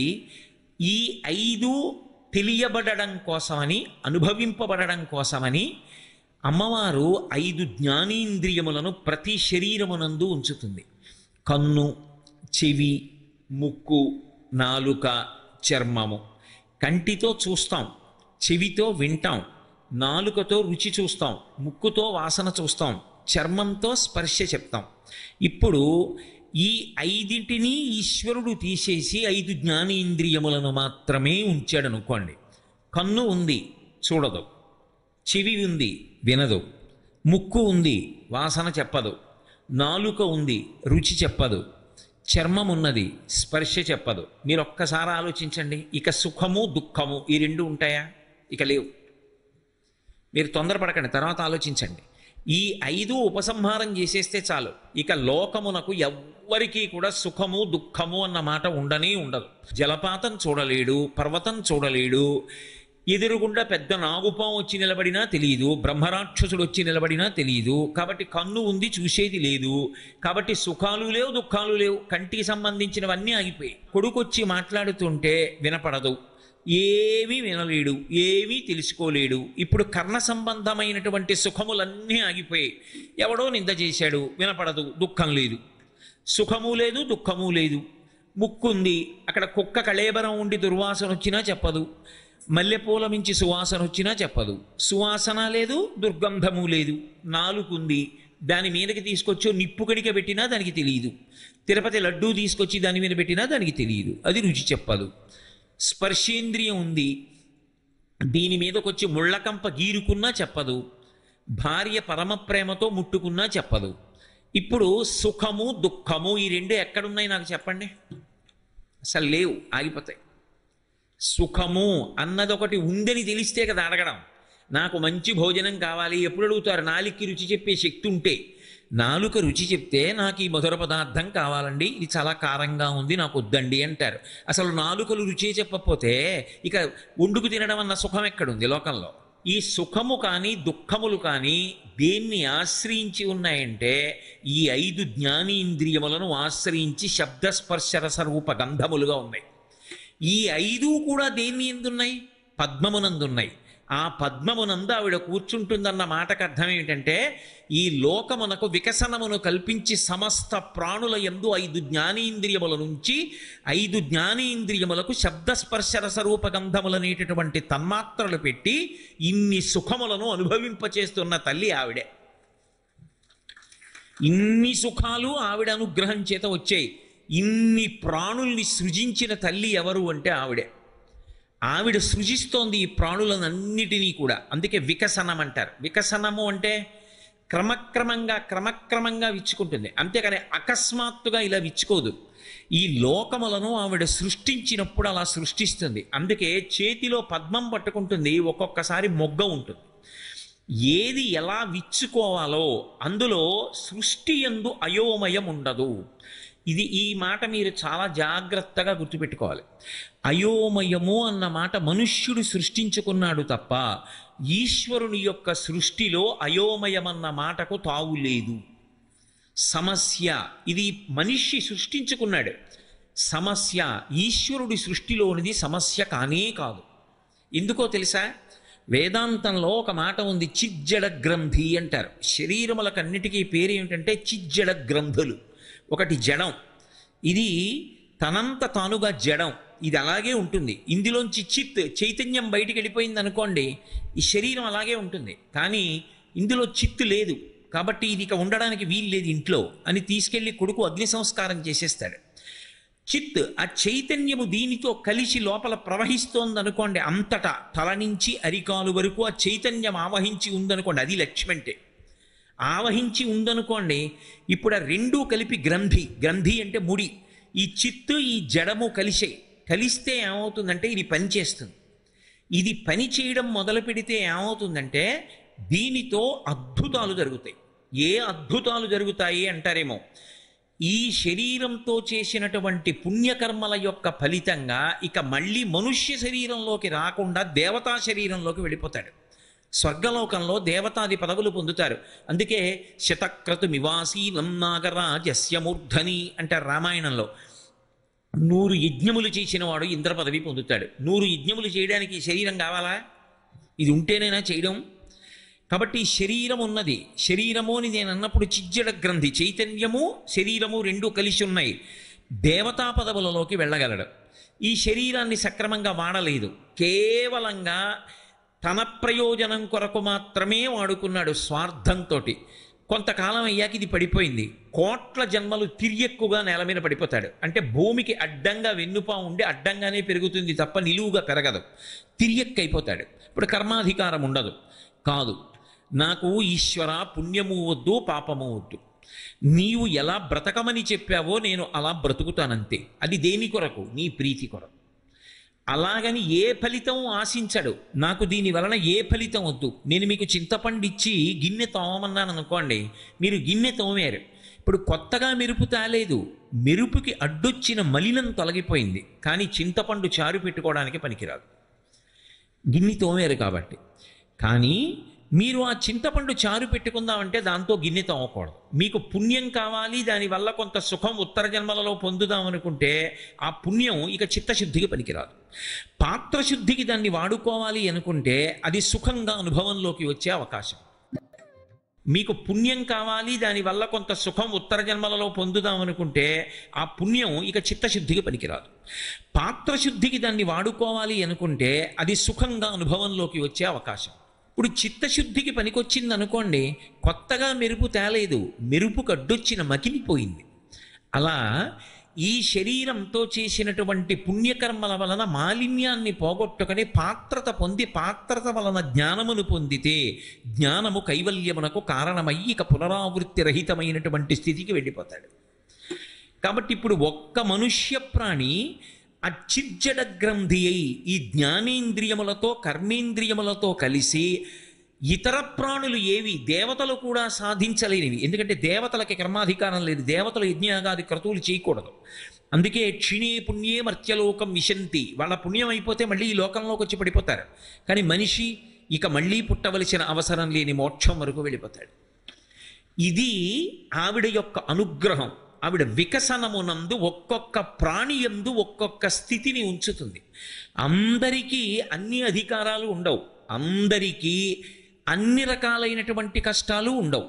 ఒక్కొక్క దాంతో పోలిస్తే ఒక్కొక్కరి కష్టం తక్కువ, ఒక్కొక్కరి యందు ఒక్కొక్క విభూతి పెడుతుంది ఆవిడ. అది లక్ష్మి సృష్టి వికసనము అన్న మాటకు అర్థం. ఇప్పుడు ఇందులో మీరు ఒకటి గమనించాలి, చిత్తుకి ఏమీ అక్కర్లేదు, ఎప్పుడూ చైతన్యం అలాగే ఉంటుంది. దానికి ఆకలి ఉండదు, దాహం ఉండదు చైతన్యానికి. దీనికి షడూర్ములు ఉంటాయి. దీనికి ఆకలి, దప్పిక, శోకము, మోహము, జర, మరణము అనేటటువంటి 6 ఊర్ములు ఉంటాయి, బాధలు. ఇప్పుడు దీనికి ఆకలి వేసింది. ఆకలి వేస్తే దీనికి అన్నం ఉండాలా? వికసనము అన్న మాటకు అర్థం ఏమిటంటే నన్ను సృష్టించే ముందు నేను తినవలసిన పదార్థాన్ని సృష్టించి నన్ను సృష్టిస్తుంది ఆవిడ. ఇన్ని కోట్ల మంది ఉండనివ్వండి, నాకు తినడానికి లేదన్న మాట అనవలసిన అవసరం ఆవిడ కల్పించదు. ఎన్ని ప్రాణులు ఉండనివ్వండి, అందులో కొన్ని మాంసాహారులు ఉంటాయి, మాంసాహారం తినే ప్రాణులకి నాకు మాంసం దొరకట్లేదనేటటువంటి అగత్యం ఉండదు. అరణ్యంలో అన్ని ప్రాణుల్ని సృష్టించి మాంసాహారులు తినడానికి అవకాశం కల్పిస్తుంది. శాకాహారులకి తినడానికి అంత శాకాహారం కల్పిస్తుంది. ఏ ప్రాణి తినడానికి కావలసిన పదార్థాన్ని ఆ ప్రాణి పుట్టడానికి ముందు సృజించి సిద్ధం చేస్తుంది. ఒక వ్యక్తి కడుపున జన్మించే ముందు విశ్వకర్మ మనుస్త్వష్టాస్తవిష్ట స్థవిరోధ్రువ అని ఆ పోలికలు రావడం కానీ, ఆ వాసన బలం తెచ్చుకోవడం కానీ, గత జన్మలలో చేసినటువంటి కర్మల యొక్క విశేష జ్ఞాపకంలో ఉండడం కానీ అలా ఉంటుంది. ఒక తల్లికి 2 కవల పిల్లలు పుట్టారనుకోండి, ఆ కవల పిల్లల్లో మగపిల్లవాడు అలా చిన్నతనంలో వెళ్ళిపోతూ ఎదురుగుండా శంకరాచార్యుల వారి యొక్క మూర్తి కనపడితే ఎవ్వరూ చెప్పకుండా 2 చేతులు ఎత్తి నమస్కారం పెడతాడు. ఒక పిల్ల పక్కనే ఉన్నటువంటి ఊయల ఎక్కి ఊగుతుంది తప్ప శంకరాచార్యుల వారికి నమస్కారం చేయదు. ఇద్దరు ఒక తల్లి కడుపులోంచి కొద్ది క్షణాల తేడాలోనేగా బయటికి వచ్చారు. మరి వాడికి ఉన్న సంస్కారం పిల్లకి ఎందుకు రాలేదు అంటే వాసనాబలం. వాడు గత జన్మలలో శాంకర వాంగ్మయాన్ని చదువుకున్నాడు. వాడికి శంకరాచార్యుల వారి మీద ఉన్న భక్తి అటువంటిది. వాడు తెచ్చుకున్నాడు ఆ వాసన. ఆ పిల్లకి భోగముల యందు అనురక్తి, ఆ పిల్లకి ఊయల ఊగడంలో ఉన్న అనురక్తి శంకర భగవత్పాదులకి నమస్కారం చేయడంలో రాలేదు. వాసన బలం అలా వస్తుంది జీవుడితో పాటు. ఎవరు లెక్క కట్టాలి ఇవన్నీ అంటే వ్యాసుల వారు దేవి భాగవతం చేస్తూ అంటారు, కాలోహి బలవాన్ కర్త సతతం సుఖదుఃఖయో నరాణం పరతంత్రాణం పుణ్యపాపానుయోగత అంటాడు. అది వికసనం అంటే. జీవుడు గత జన్మలలో చేసినటువంటి పాపపుణ్యాల్ని, అనురక్తుల్ని, వాసనా బలాన్ని దృష్టిలో పెట్టుకుని ఆ తల్లి ఈ జన్మలో వాడికి దేని యందు ఆభిముఖ్యం కలగాలో నిర్ణయం చేసి పంపిస్తుంది. ఇంత అద్భుతమైనటువంటి సృష్టి చేస్తుంది ఆవిడ. ఒక ప్రాణికి ఒక గాలి కావాలి, గాలి సిద్ధం చేస్తుంది. ఒక ప్రాణి నిద్రపోవాలి, ఆ నిద్రాకాలిక సుఖాన్నిచ్చి బడలిక తీరే ఏర్పాటు చేస్తుంది. సృష్టి యందు వికసనం అనేటటువంటిది ప్రధాన లక్షణమై ఉంటుంది. అన్ని ప్రాణుల సుఖములు దేని మీద ఆధారపడతాయంటే ఈ 5 జ్ఞానేంద్రియముల మీదే ఆధారపడతాయి. అన్ని ప్రాణులకు జ్ఞానేంద్రియాలు ఇస్తుంది, కానీ అన్ని ప్రాణులు అనుభవించేటటువంటి సుఖములు మాత్రం ఒకే స్థాయిలో ఉండవు. ఒక్కొక్క దాని సుఖం ఒక్కొక్క స్థాయిలో ఉంటాయి. ఒక్కొక్క దాని యందు పెట్టిన విభూతిని వేరొక దాని యందు పెట్టదు. అది ఆవిడ గొప్పతనం. అది లక్ష్మి అంటారు. అందుకే పాలు లక్ష్మి. ఏమిటి పాలు లక్ష్మి ఎలా అవుతాయి అంటే, వాచవి అయిన గడ్డితిని వాహినులందు జలంబు తాగగా అంటారు భాగవతంలో. ఆవు ఎక్కడో గట్టున మొలిచినటువంటి పచ్చి గడ్డి తింటుంది. ఎవ్వరికీ అక్కరలేని నీరు మురుగుడు గుంటలో అలా ప్రవహించి వెళ్ళిపోతుంటే నీళ్లు తాగుతుంది.